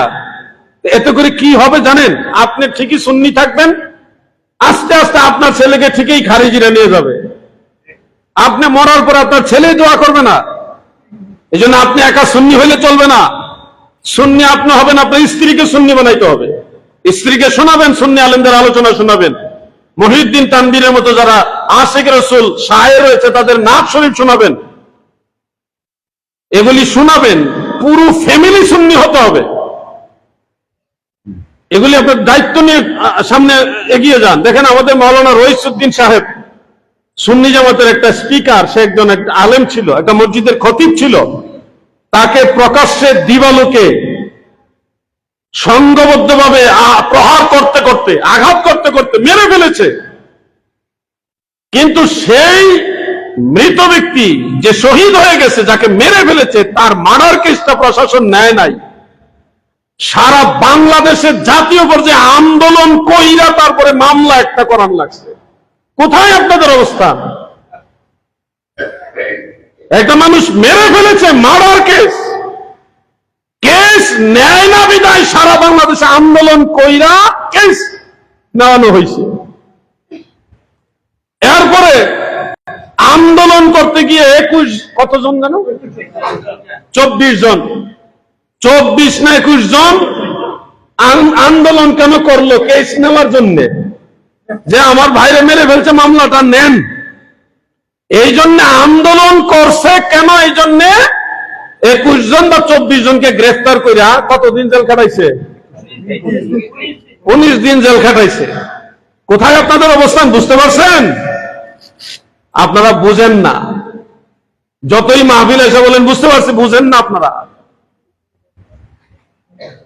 আপনারা বুঝতে হবে, এগুলো ভাবতে হবে। কেন আল্লাহর হাবিবের পক্ষে আপনাদের থাকার ইচ্ছা নাই? ইমাম হুসাইনের পক্ষে থাকার ইচ্ছা নাই? তাহলে আপনাদের ভাবতে হবে, এগুলো বুঝতে হবে। আপনারা যদি মজবুত হতেন, আন্দোলন করা লাগতো না। একজন শুধু বললে হয়তো মামলা নেও, আসামি অ্যারেস্ট করাও, সাথে সাথে আব্বাটাইকে অ্যারেস্ট করাইতো। ডোন্ট মাইন্ড প্লিজ শব্দটা আমি এভাবে বললাম। কিন্তু আপনারা সারা বাংলাদেশ মিলে আন্দোলন করে কেস নেওয়াইছেন। আপনারা মামলা নেওয়াইতে গিয়া 21 জন 19 দিন জেল খাইতে এসছেন, কিন্তু আজও পর্যন্ত একজন আসামিও অ্যারেস্ট করা হয়। কোথায় আপনাদের অবস্থান? আবার আপনাদের ডানে বামে এসে জিন্দাবাদ দিতেছে, সুন্নিদেরকে ইউজ করতেছে, কিছু লোক ইউজ করতেছে, বলতেছে হ্যাঁ হ্যাঁ। আমি আর বললাম না, যে জন্য বুঝার বুঝে নেন, এম দিয়া বুঝে নেন। শুনেন, মিসগাইড করা হচ্ছে আপনাদেরকে। আপনাদের আপন হলো তারা যারা সুন্নিয়তকে ভালোবাসে, যারা সুন্নিদের বাইরে বাইরে ভালোবাসে, বাস্তবে সুন্নিদের একটা মামলা পর্যন্ত নেয় না, এরা আসলে সুন্নিদের আপন। যারা সুন্নিয়তকে ভালোবাসে তাদের সাথে ইমিডিয়েটলি যদি আপনারা আলোচনায় একটা সমঝোতা নিয়ে একটা ঐক্যবদ্ধ শক্তি তৈরি না করেন, যারা এখন ময়দানে আছে, কোন রাজনৈতিক দলের নাম আমি বলি না, বলবো না, শুধু এটুকু বলছি, সুন্নিয়তের একটা বৃহৎ স্বার্থ, কারণ সুন্নিদের একজন ব্যক্তি আঘাতপ্রাপ্ত হলে আমারও কষ্ট লাগে। যারা বর্তমানে ময়দানে আছে এবং সুন্নিদেরকে ভালোবাসে তাদের সাথে অতি দ্রুত সকল সুন্নি আকাবির একসাথে বসে একটা আলোচনা করেন, জাতীয় পর্যায়ে একটা ইউনিটি তৈরি করেন, না হয় সামনে আপনাদের আরো কপালে দুর্গতি আছে, কপালে দুর্গতি আছে। এটুকু বললাম। কোন দলের দিকে নিবেন না, যে সুন্নি সে আমার আপন, ওয়াহাবি কোনদিন আমার আপন না। ওই যে হুজুর আল্লামা তাজুস শরিয়া রাহিমাহুল্লাহ বলেছেন, পৃথিবী একদিন ধ্বংস হবে এবং হয়েও যাবে, সূর্য একদিন পশ্চিম দিকে উদিত হবে এবং হবেই। এই চন্দ্র, সূর্য, পৃথিবী সব যদি ধ্বংস হয়ে যায় সেটাও বাস্তব হতে পারে কুল্লু মান আলাইহা ফান দিয়ে, কিন্তু তারপর ওয়াহাবি নবীর দুশমনরা কোনদিনও সুন্নিদের আপন না। এগুলি আমাদের আকাবিরদের কথা, কিন্তু আমরা বুঝি না তো। আমরা মনে করি একটু বুঝতে হবে আপনাদের, না বুঝলে তো মাইর খাবে কারা? ফেরেশতারা মাইর খাবে? আপনারাই তো মাইর খাবেন। আপনারা নিজেদের ইউনিটি আরো বাড়ান, শক্তিশালী করেন নিজেদেরকে। কারবালার ময়দানে যায় যদি বলেন আমরা ইমাম হুসাইনকে ভালোবাসি, আমরা ইমাম হুসাইনের পক্ষে, কাঁদতেছেন, কিন্তু তরবারি হাতে না নেন, কাজ হবে? ইয়াজিদ বাহিনী ঠেকাইতে হলে ইটের বদলা পাটকেল মারতে হবে, ওইটা আপনার নিতে হবে প্রয়োজনে। আপনাদের মানসিক প্রস্তুতি নেন। বাইরে সুন্নিরা যতদিন ঐক্যবদ্ধ না হবে ততদিন আমাদের কপালের দুর্গতিগুলি থাকবে। নুরুল ইসলাম ফারুকী চলে গেছে, আজও পর্যন্ত বিচার পাইছেন? পাইছেননি? কথা কন নাকি? পাইছেন? মাওলানা রইসুদ্দিন দ্বিতীয় উদাহরণ, কালকের উদাহরণ আমিও তো হইতে পারি, হইতে পারি না? অসম্ভব কিছু না, নিঃশ্বাসে বিশ্বাস নাই। কিন্তু এইভাবে কতদিন চলবে? আমি যুবক ভাইদের কাছে একটু জানতে চাই, অযুবক ভাইয়ের আল্লাহর হাবিবের মহব্বতে, সুন্নিয়তের স্বার্থে আপনারা কি ঐক্যবদ্ধ থাকবেন কিনা? সবাই বলে ঐক্যবদ্ধ থাকবেন কিনা? ইনশাআল্লাহ হাত নামান। আমি যখন মুর্শিদপুর দরবারের উদ্দেশ্যে লং মার্চ ডাক দিয়েছিলাম সকল সুন্নি আকাবিরদের সাথে আলোচনা করে, তো লং মার্চ চলতেছে ভালো, প্রশাসন তেমন একটা মাথা ঘামায় না। যখন সন্ধ্যার পরে গেলাম, খালি হাতে আইসেন না, অন্তত একটা লাঠি আর একটা পতাকা নিয়ে আইসেন। তখন সবার মাথা টনক করে উঠছে, সব বানাস, খালি হাতে আইসেন না। তখন কিন্তু একেবারে সব বাহিনী আমার ফোন দেওয়া শুরু করছে, এই জিহাদি সাহেব আপনি কি আসতেছেন? আমি বললাম আইসে গেছি। যে কোনো একজন ঊর্ধ্বতন একটা বাহিনীর বড় অফিসার আমাকে ফোন দিয়ে, আপনি কি আলাউদ্দিন জিহাদি? জি। আপনি কি লং মার্চের আহ্বান করছেন? আমি বললাম আহলে সুন্নাতুল জামাতের সবাই আহ্বান করছে, আমি তাদের পক্ষে একজন আছি। আপনি কি আসতেছেন? মুর্শিদপুর শেরপুরে আসতেছেন? আমি তখন বললাম আমি আসতেছি না, আমি চলে আসছি। চলে আসছেন মানে আপনি যে বললেন লাঠি নিয়ে আসতে, খালি হাতে আসবে না, লাঠি নিয়ে আসবেন, এটা কেন বললেন? আমি বললাম আপনি কি চান আমরা মাইর খাই নাকি? জঙ্গি যারা, সন্ত্রাস যারা, আপনারা প্রশাসনের লোক কি তাদেরকে সাপোর্ট দিতে চাইতেছেন নাকি? না, সেটার জন্য বলছি না। লাঠি আনাটা তো একটা অনৈতিক, অপ্রীতিকর ঘটনা ঘটতে পারে। আমি তখন বললাম ঘটতে পারে মানে যা ঘটার তো ঘটেই গেছে। আমার দরবার, সুন্নি জামাতের দরবার ভেঙ্গে চুরে লুটপাট করে সব শেষ করে দিয়েছে। আপনি এখন বলতেছেন ঘটতে পারে, আমার তো সব শেষ, আপনারা এখন কোথেকে আসলেন? এখন আমরা আমাদের যান বাঁচানোর জন্য মাঠে নামছি, আপনি বলতেছেন লাঠি নেওয়া যাবে না। আপনি বলতেছেন লাঠি নিয়ে কেন আসবো? তো আমরা কি যান বাঁচাতে যাবো না? আমার ঘর বাড়ি লুটপাট করে নিচ্ছে, আপনারা ঠেকাইলেন না কেন? এখন তার কোন সদুত্তর নাই। তখন সুন্দর করে আমাকে বলছে, ভাইজান আসলে এই বিষয়ে অনেক কিছু বলছে যেগুলো আমি সবাই বুঝবেন না, বলার প্রয়োজন নাই। তো আমি বললাম ঠিক আছে, আমরা প্রশাসনের বিরোধী কখনোই না। সুন্নিদের মতো প্রশাসনকে সম্মান করে এমন আর বিকল্প কোনো দল নাই বাংলাদেশে। কথা ঠিক আছে না ভাই? একটা কনস্টেবলকেও সবচেয়ে বেশি সম্মান দিয়ে কথা বলে সুন্নি জামাতের লোকেরা, কারণ সে একজন আইনের লোক, এই জন্য তাকে সম্মান করি। আমিও তাদেরকে বলছি, আলহামদুলিল্লাহ তারা আমাদের পরে সহযোগিতা করছে। আপনাদের ইউনিটি আরো মজবুত করতে হবে। শুনেন, আমাদের ভিতরে অনেক ভেজাল ঢুকছে। আমার বয়সী কিছু আছে, এরা বাইরে সুন্নি, ভিতরে শিয়াদের সাথে তাদের সম্পর্ক আছে। এবং আপনারা মিডিয়ার সামনে আমি বলে দিই কথাটা, বাংলাদেশে যত ওয়াহাবি, খারেজি, রাফিজি, বড় বড় ডেঞ্জারেস যারা ওয়াহাবি, সুন্নিদের জন্য বিপজ্জনক, তাদের একটা গ্রুপ আছে, যে গ্রুপে তারা সবাই সবার সাথে কথা বলে। এই গ্রুপের মধ্যে আমাদের এই সুন্নি ইয়াং জেনারেশনের 3-4 জন লোক আছে। বলবেন আপনি জানলেন কেন? না, আমি জানছি। কেমনে জানছি? আমি এখন কইলে তো আর পরেরটা জানতেই পারবো না, আমার কাছে নিউজ আসা যায়। আপনাদের বলছি সতর্ক হবেন, আকাবিরদেরকে অনুসরণ করবেন। আহলে সুন্নাত ওয়াল জামাত এই পর্যন্ত হঠাৎ করে আসেনি। যারা সুন্নিয়তের জন্য বছরের পর বছর অক্লান্ত পরিশ্রম করেছেন, সে আকাবিরদেরকে অনুসরণ করবেন। যারা আমাদের মুরব্বীদেরকে, আকাবিরদেরকে মাইনাস করে দিতে চায়, বুঝে নেবেন তারা নতুন মাল নিয়ে আসছে মার্কেটে। আমরা আকাবির ছাড়া হব না, এটা মনে রাখবেন কথাগুলো। আমার দায়িত্ব সুন্নিদেরকে সতর্ক করার জন্য বললাম। আল্লাহ আমাদের সবাইকে ইউনাইটেড থাকার তৌফিক দেন, বলেন আমিন। সবাই বলেন আমিন। কুরবানি সম্পর্কে সংক্ষিপ্ত 2টা মাসালা বলে আমি আমার আলোচনা শেষ করব। আসুন এর আগে একটু জিকির করি, লা ইলাহা ইল্লাল্লাহু, লা ইলাহা ইল্লাল্লাহ, লা ইলাহা লা ইলাহা ইল্লাল্লাহ, লা ইলাহা হক, লা ইলাহা ইল্লাল্লাহু মুহাম্মাদুর সাল্লাল্লাহু আলাইহি ওয়া আলিহি ওয়া সাল্লাম। কুরবানির সবচেয়ে বেশি প্রশ্ন এই পর্যন্ত আমার কাছে আসছে, সেটা হলো যে হুজুর, আমার কুরবানি দিব, কিন্তু আমার আব্বার আকিকা দিছে কিনা জানি না, আব্বাও বলতে পারে না, বা আমার মায়ের আকিকা দিছে কিনা মা জানে না, বা আমার আকিকা দিছে কিনা আমার মনে পড়তেছে না। হুজুর, আমি এই গরুর মধ্যে, কুরবানির গরুর মধ্যে আমার আকিকা বা আমার বাবার আকিকা বা আমার মায়ের আকিকা, অনেকে নিজের স্ত্রীর আকিকার কথাও জিজ্ঞাসা করছে। মানে আকিকার প্রশ্নটা বেশি আমাকে জিজ্ঞাসা করছে, যেটা দেওয়া যাবে কিনা। একই পশুতে, কুরবানির পশুর মধ্যে কুরবানির শরীক প্লাস আকিকা 2টা একসাথে দেওয়া যাবে কিনা, এই মাসআলাটা নিশ্চয়ই আপনাদের অনেকের জানার দরকার।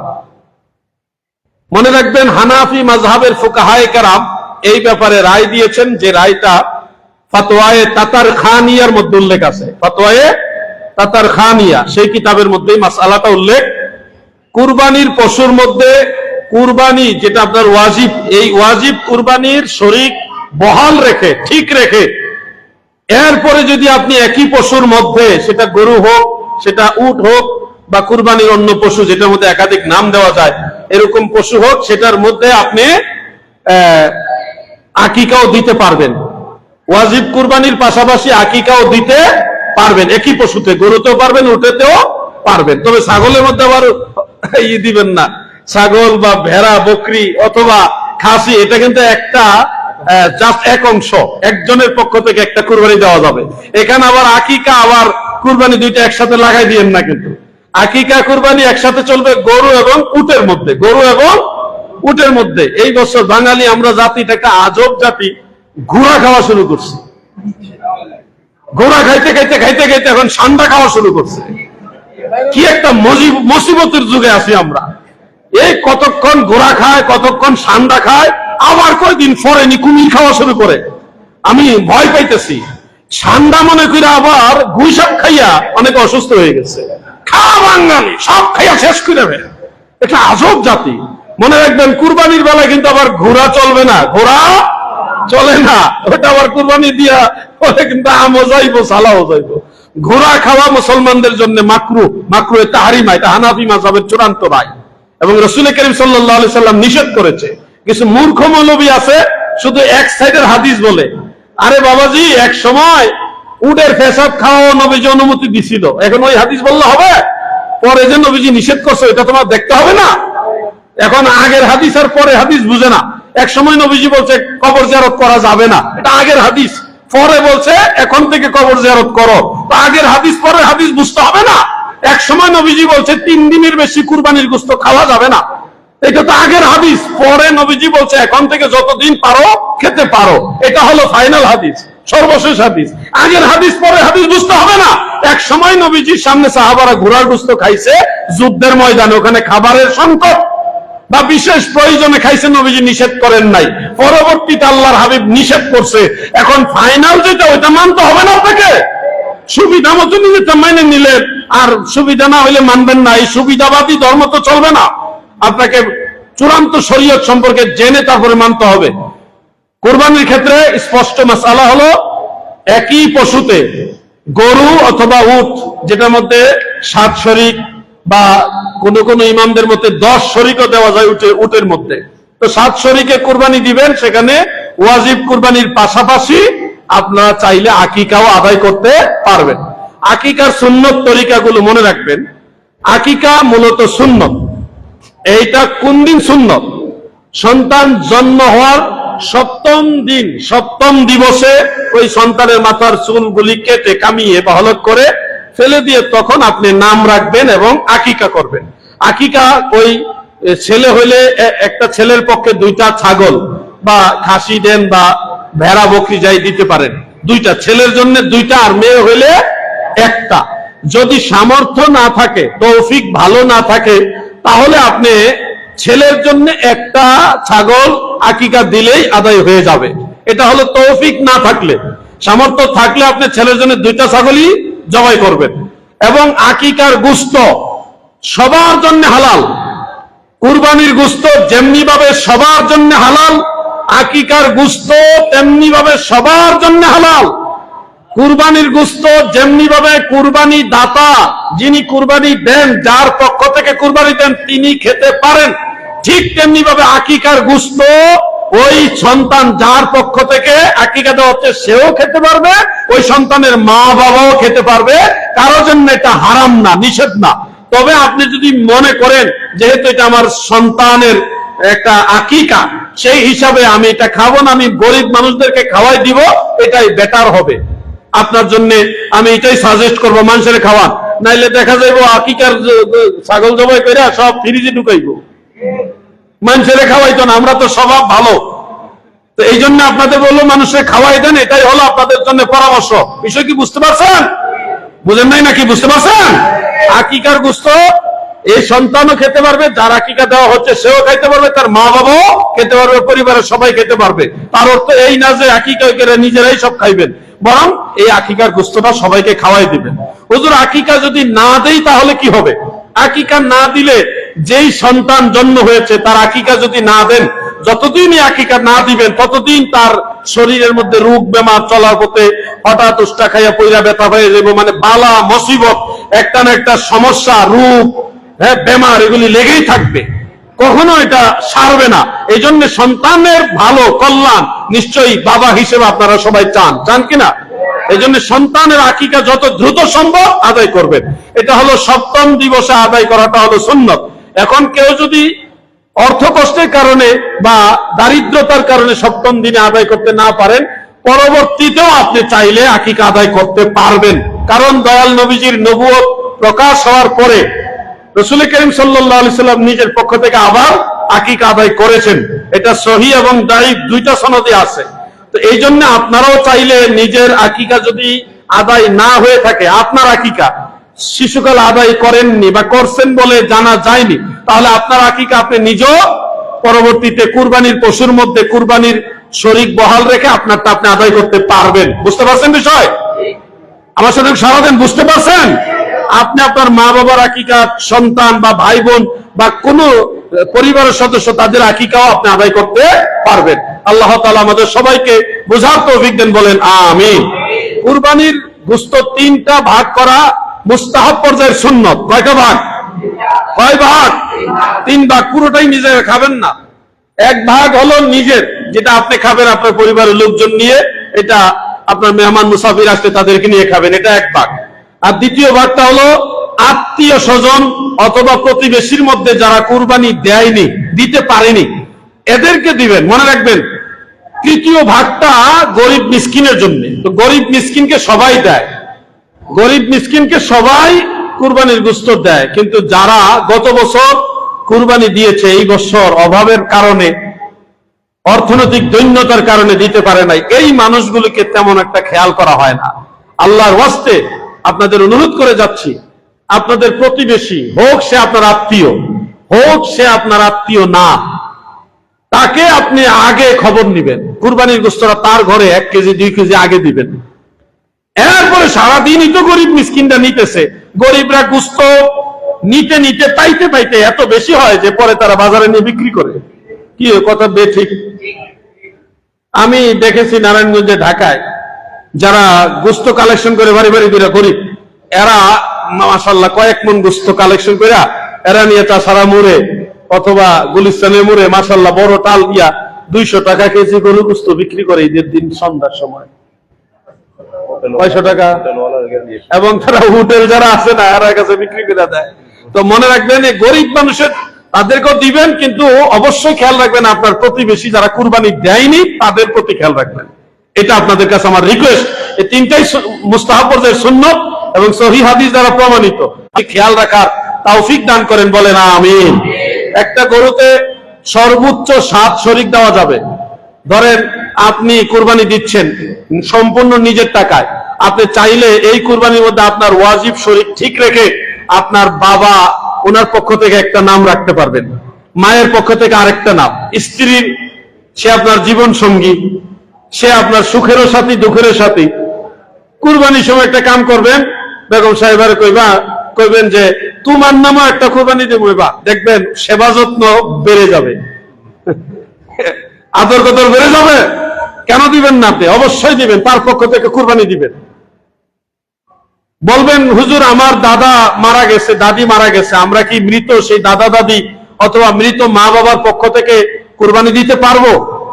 হানাফি মাযহাবের মাসআলা হলো, রাসূল করিম সাল্লাল্লাহু আলাইহি সাল্লামের হাদিস থেকে এটা প্রমাণিত যে মৃত মা বাবা দাদা দাদি বা এরকম নিকটাত্মীয় কেউ যদি থাকে তাদের পক্ষ থেকেও আপনি কুরবানি দিতে পারবেন। প্রতি বছর শেরে খোদা মাওলা আলী রাদিয়াল্লাহু তাআলা আনহু রাসূল করিম সাল্লাল্লাহু আলাইহি সাল্লামের পক্ষ থেকে কুরবানি করতেন। এজন্য হানাফি মাযহাব এটাকে রায় দিয়েছে মৃত ব্যক্তির পক্ষ থেকে কুরবানি দেওয়া যায়। আমার ভাইরা, আপনারা কি মাসালাগুলি বুঝতেছেন? এটা এই সময়ের দরকার। আমি জোর করে আপনাদের বললাম, আপনারা এগুলি মনে রাখবেন এবং আমল করার চেষ্টা করবেন ইনশাআল্লাহ। আজকে আর শুনেন, মাদ্রাসার লাইব্রেরিতে দিব পুরা। সভাপতি সাহেব তো আল্লাহওয়ালা মানুষ আর রাসূল পাকের আশিক, উনি যদি একটু সহযোগিতা করে আমাকে কাগজের টাকাটা অন্তত ওকে দেয়, তাও আমি দিব ইনশাআল্লাহ। কিন্তু আমি এমন একটা অভাবী মানুষ, অভাবী কেন বললাম জানেন? 1000 বই ছাপাইলে আমার 300-400 বই গিফট করতে হয়, এটা বাধ্য হয়ে করতে হয়। আজকে হয়তো ওরকম, হয়তো আমি মনে করেন আজকে আপনার নিয়োগ করছিলাম একটা বই দেবো, পরে চিন্তা করছি উনি রাগ করবো, আবার উনি কেউ আমার একটা দিল না। আমি ওনার কত মহব্বত করে গজল গাইছি, হ্যাঁ মানকাবাদ দিয়েছি। এই যে একটা বিষয় না, আমি এরকম পরিবেশে দিতে দিতে দিতে দিতে আমি বলে আমার চালান উঠানো আমার সম্ভব হয় না, তো কত দেওয়া যায়? তো ইনশাল্লাহ 3টা আমি দিয়ে যাব ইনশাল্লাহ, সভাপতি সাহেবের কাছে দিয়ে যাব, এটা লাইব্রেরির জন্য দিয়ে যাব। তবে দিয়ে গেলে হবে, এটা স্টাডি করতে হবে। স্টাডি আমি চাই আলাউদ্দিন জিহাদি আজকে আছে, কালকে নাও থাকতে পারে। ভাইজান আমি একটা বিষয় বলি, এটার মধ্যে একটা মাসালা যা বোঝানোর জন্য বলি। নবীজির নাম শুনে আপনারা আঙ্গুলে সুমা খায় আর চোখে লাগান না? কি লাগান কিনা? কিছুদিন আগে চট্টগ্রামের একজন আলেম, ওনার সাথে মেসেঞ্জার আমার একটা তর্ক হয়েছে। সুন্নি আলেম, উনি বলতেছে এই হাদিস জাল, নবীজির নাম শুনে চুমা খাওয়ার হাদিস জাল। মানে কি আজীব ব্যাপার! সুন্নি আলেম। আমি ওনাকে পরে বললাম অমুক অমুক অমুক অমুক মুহাদ্দিসরা বলছে এটা জাল হাদিস না, এটা আল হাদিস। আপনি কি সেই মুহাদ্দিসদের মিথ্যাবাদী বলতে চান? এখন আর জবাব দেয় না। ইমাম সাখাবী বলছে ওয়ালা ইউসিহু, এটা সহিহ না। পরে আমি ওয়ালা ইউসিহু সম্পর্কে ওনার জিজ্ঞাসা করলাম, এটা দিয়ে আপনি কি বুঝেন? ওয়ালা ইউসিহু দিয়ে কি হাদিস জাল বুঝায়? এই ব্যাপারে আপনি একটা উসুল বলেন। তো উসুল তার বলতে পারে না ভাই সাহেব। আমি বললাম প্রয়োজন আমি শিখবো, অসুবিধা নাই তো। এমন তো হতে পারে উসুল থাকতে পারে, আমি জানি না। আমি বললাম আমি শিখবো, আপনি দেন, আমাকে বলেন যে ওয়ালা ইউসিহু দ্বারা জাল হাদিস বুঝায়। এখন তো উনি দিতে পারে না। পরে আমি ইমাম সাখাবীর কৌল দিলাম, উনার কৌলি দিলাম, ইবনে হাজার আসকালানির কৌল দিলাম, মোল্লা আলী কারি রহমতুল্লাহ আলাইহিম ওনাদের কৌল দিলাম, আব্দুল হক মুহাদ্দিস দেহলভির কৌল দিলাম, বড় বড় ইমাম যারা তাহের পাটনি রহমতুল্লাহ আলাই, ইসমাইল আজলুনি জারাহি, ওনাদের কৌল, সবার কৌল আমি যখন দিলাম, দিয়ে বললাম ওনারা তো এটা বলছে হাদিসের সনদ মতন সম্পর্কে যদি ওয়ালা ইউসিহু শব্দ থাকে তখন এটা হাসান বুঝায় অথবা দাঈফ বুঝায়, কিন্তু কোন ক্রমে এটা মওযু বুঝায় না। এই হলো উসুল। এখন উনি কয় না আমার কাছে প্রমাণ আছে, এই ওয়ালা ইউসিহু মানে এই হাদিসের সনদই নাই। তাই বললাম ঠিক আছে, প্রমাণ থাকতেই পারে, হয়তো আমি জানি না, আমি শিখবো, আপনি দেন। তারপরে না, আওয়াজ বন্ধ হয়নি। এরপরে আমার একটা দলিল দিচ্ছে স্ক্রিনশটটা হলো গুগল শরীফের। গুগল শরীফ বুঝতেন না? গুগলের মধ্যে ওয়াহাবিরা আরবিতে লেখা দিছে যে লাইসা লাহুল ইসনাদ, হ্যাঁ এটা কোনো সনদ নাই, লা আসলা লাহু, এটা কোনো আসল নাই, ওয়াহাবিরা লেখা দিছে। এটা কোনো কিতাবের ইবারত না, কোনো ইমামের ফয়সালা না, ওই ওয়াহাবিরা গুগল শরীফে লেখছে, ওইটা স্ক্রিনশট পাঠাইছে। আমি জিজ্ঞাসা করলাম এটা কোন ইমাম বলছে, কোনো উত্তর নাই। তো আমি বললাম ইমামের নাম হয়তো খেয়াল নাই, কোন কিতাবে আছে এটা, কিতাবের নামটা বলেন। কিতাবের নামও নাই, কিতাবের নামও নাই, ইমামের নামও নাই, যেটা আছে এটা হলো গুগল শরীফ। কি শরীফ? এরপরে তো আমি ধরলাম যে আপনি কোথায় থাকেন বলেন, কোন মসজিদে আছেন, কোন মাদ্রাসায়, কোন প্রতিষ্ঠানে আছেন আমাকে একটু বলেন তো। এখন তো ভাই সাহেব বুঝা লাইছে আমি, কারণ আমি আলাউদ্দিন জিহাদি, মারাত্মক চিজ। আমি কিন্তু যারা দৌড়ি তার বাড়ির গিয়ে দৌড়ি, আমার অতীত রেকর্ড কিন্তু খুব মারাত্মক। সুন্নি হোক আর ওয়াহাবি হোক, আমি তার বাড়িতে ধরছি, কিতাব লইয়া গাড়ি বইরা কিতাব লইয়া তার বাড়িতে চলে গেছি, মেম্বার চেয়ারম্যানকে জানাইয়া। এরকম অনেক রেকর্ড আছে আমার। আমি বললাম আমার ঠিকানা বলেন, কোন মাদ্রাসায় আছেন আপনি, কোন মসজিদে আছেন, আমার ঠিকানা বলেন, আমি আপনার সাথে সরাসরি কিতাব নিয়ে একটু কথা বলবো। আপনার কমিটির লোক সামনে থাকবে, মাদ্রাসা কমিটি হোক মসজিদ হোক, আপনি ঠিকানা বলেন। এরপরে যে লোকে মেসেঞ্জার ডাটা কানেকশন থেকে বাইরেছে আর আইয়ে না, এগুলি ধোঁকাবাজ। এই জন্য বলছি আপনাদের এগুলি জানতে হবে। নবীজির এই নাম মোবারক শোনার পরে যে চুম্বনের হাদিসগুলি চুল ছাড়া বিশ্লেষণ করছি। কওমিদের মধ্যে একজন আলেম আছে লুৎফর রহমান ফরাইজি, আপনারা নিশ্চয়ই তো চিনেন। হ্যাঁ, কওমিদের বাহাসের একেবারে প্রথম সারি সে বক্তা। সে দাবি করছে যে ফতোয়ায়ে সুফিয়া এবং আরেকটা আছে কানজুল ইবাদ, হ্যাঁ এই কিতাবগুলোর মুসান্নিফ কানজুল ইবাদ সম্পর্কে সে বলছে এই কিতাবের মুসান্নিফকে সেটাই জানা যায় না। অথচ ইমাম মোল্লা আলী কারি রহমতুল্লাহ আলাইহি সে কিতাবের নাম, মুসান্নিফের নাম, কত সালে উনি ইন্তেকাল হয়েছে ডিটেলস উল্লেখ করছে। আমি সব একবার নাম উল্লেখ করছি, কারা কোন ওয়াহাবি এটাকে কি বলছে সেটা উল্লেখ করছি, রেফারেন্স সহকারে উল্লেখ করে এটার পক্ষে সুন্নি জামাতের দলিল কি আছে সব উল্লেখ করছি। এই একটা বই বাতিলদের জবাব দেওয়ার জন্য ইনশাআল্লাহ যথেষ্ট। আপনারা স্টাডি করবেন। আজকে আলাউদ্দিন জিহাদি আছে, কালকে নাও থাকতে পারে, কিন্তু আপনাদের দায়িত্ব নিতে হবে। আমি আজকে কথা বলছি, ভাই কথা বলছে, কিন্তু একদিন আপনাদের দায়িত্ব নিতে হবে না? সারা জীবন কি আমরাই কথা বলবো, আপনারা কি কথা বলবেন না? ওয়াজ কি শুধু ট্রেডিশন, দাওয়াত দিবেন, দাওয়াত খাবো, এটার জন্যই ওয়াজ? আমার দাওয়াত দিয়ে আনবেন, খাওয়াইবেন, ওয়াজ করে চলে যাবো হাতিয়ে, এটার জন্য ওয়াজ না। ওয়াজ হবে সুন্নিয়ত, মানুষকে নসিহত হিসেবে জানানো, আপনারা জানবেন, শিখবেন। আপনারাও প্রত্যেকের অবস্থান থেকে নবীর পক্ষে দলিল দিয়ে কথা বলবেন, তাহলে যে সুন্নিয়ত আরো বাড়বে। শুধু ট্রেডিশন হিসেবে ওয়াজ না, আল্লাহর ওয়াস্তে মনে রাখবেন। আমি যত কথা বলি সুন্নিয়ত প্রচারের জন্য বলি, আমার দাওয়াত দিয়েন না। আমি ঈমান আকীদাকে এত গুরুত্ব দেই, দাওয়াতের বিশাল ময়দান ছেড়ে দিয়ে আমি চলে আসছি। দাওয়াতের জন্য আমি সুন্নিয়ত করি না, আকীদার জন্য করি। আমার উস্তাদকে পর্যন্ত আমি ছাড়িনি, এটা আপনারা জানেন। মুতালেব সাহেব, ওনাকে সালেহি বলাটা এখন ঠিক হবে না, এই জন্য বলিনি, মুতালেব সাহেব বললাম। যথেষ্ট সম্মান করতাম ওনাকে আমি, কিন্তু যখন উনি ওয়াহাবিদের আকীদার সাথে ম্যাচিং হয়ে গেছে তখন কিন্তু আমি মাইকিং করছি। উনি বলছে হ্যাঁ আলাউদ্দিন, আমি কিন্তু বাহাসের কৌশল জানি, আমি কিন্তু জানি কেমনে বাহাস করতে হয়।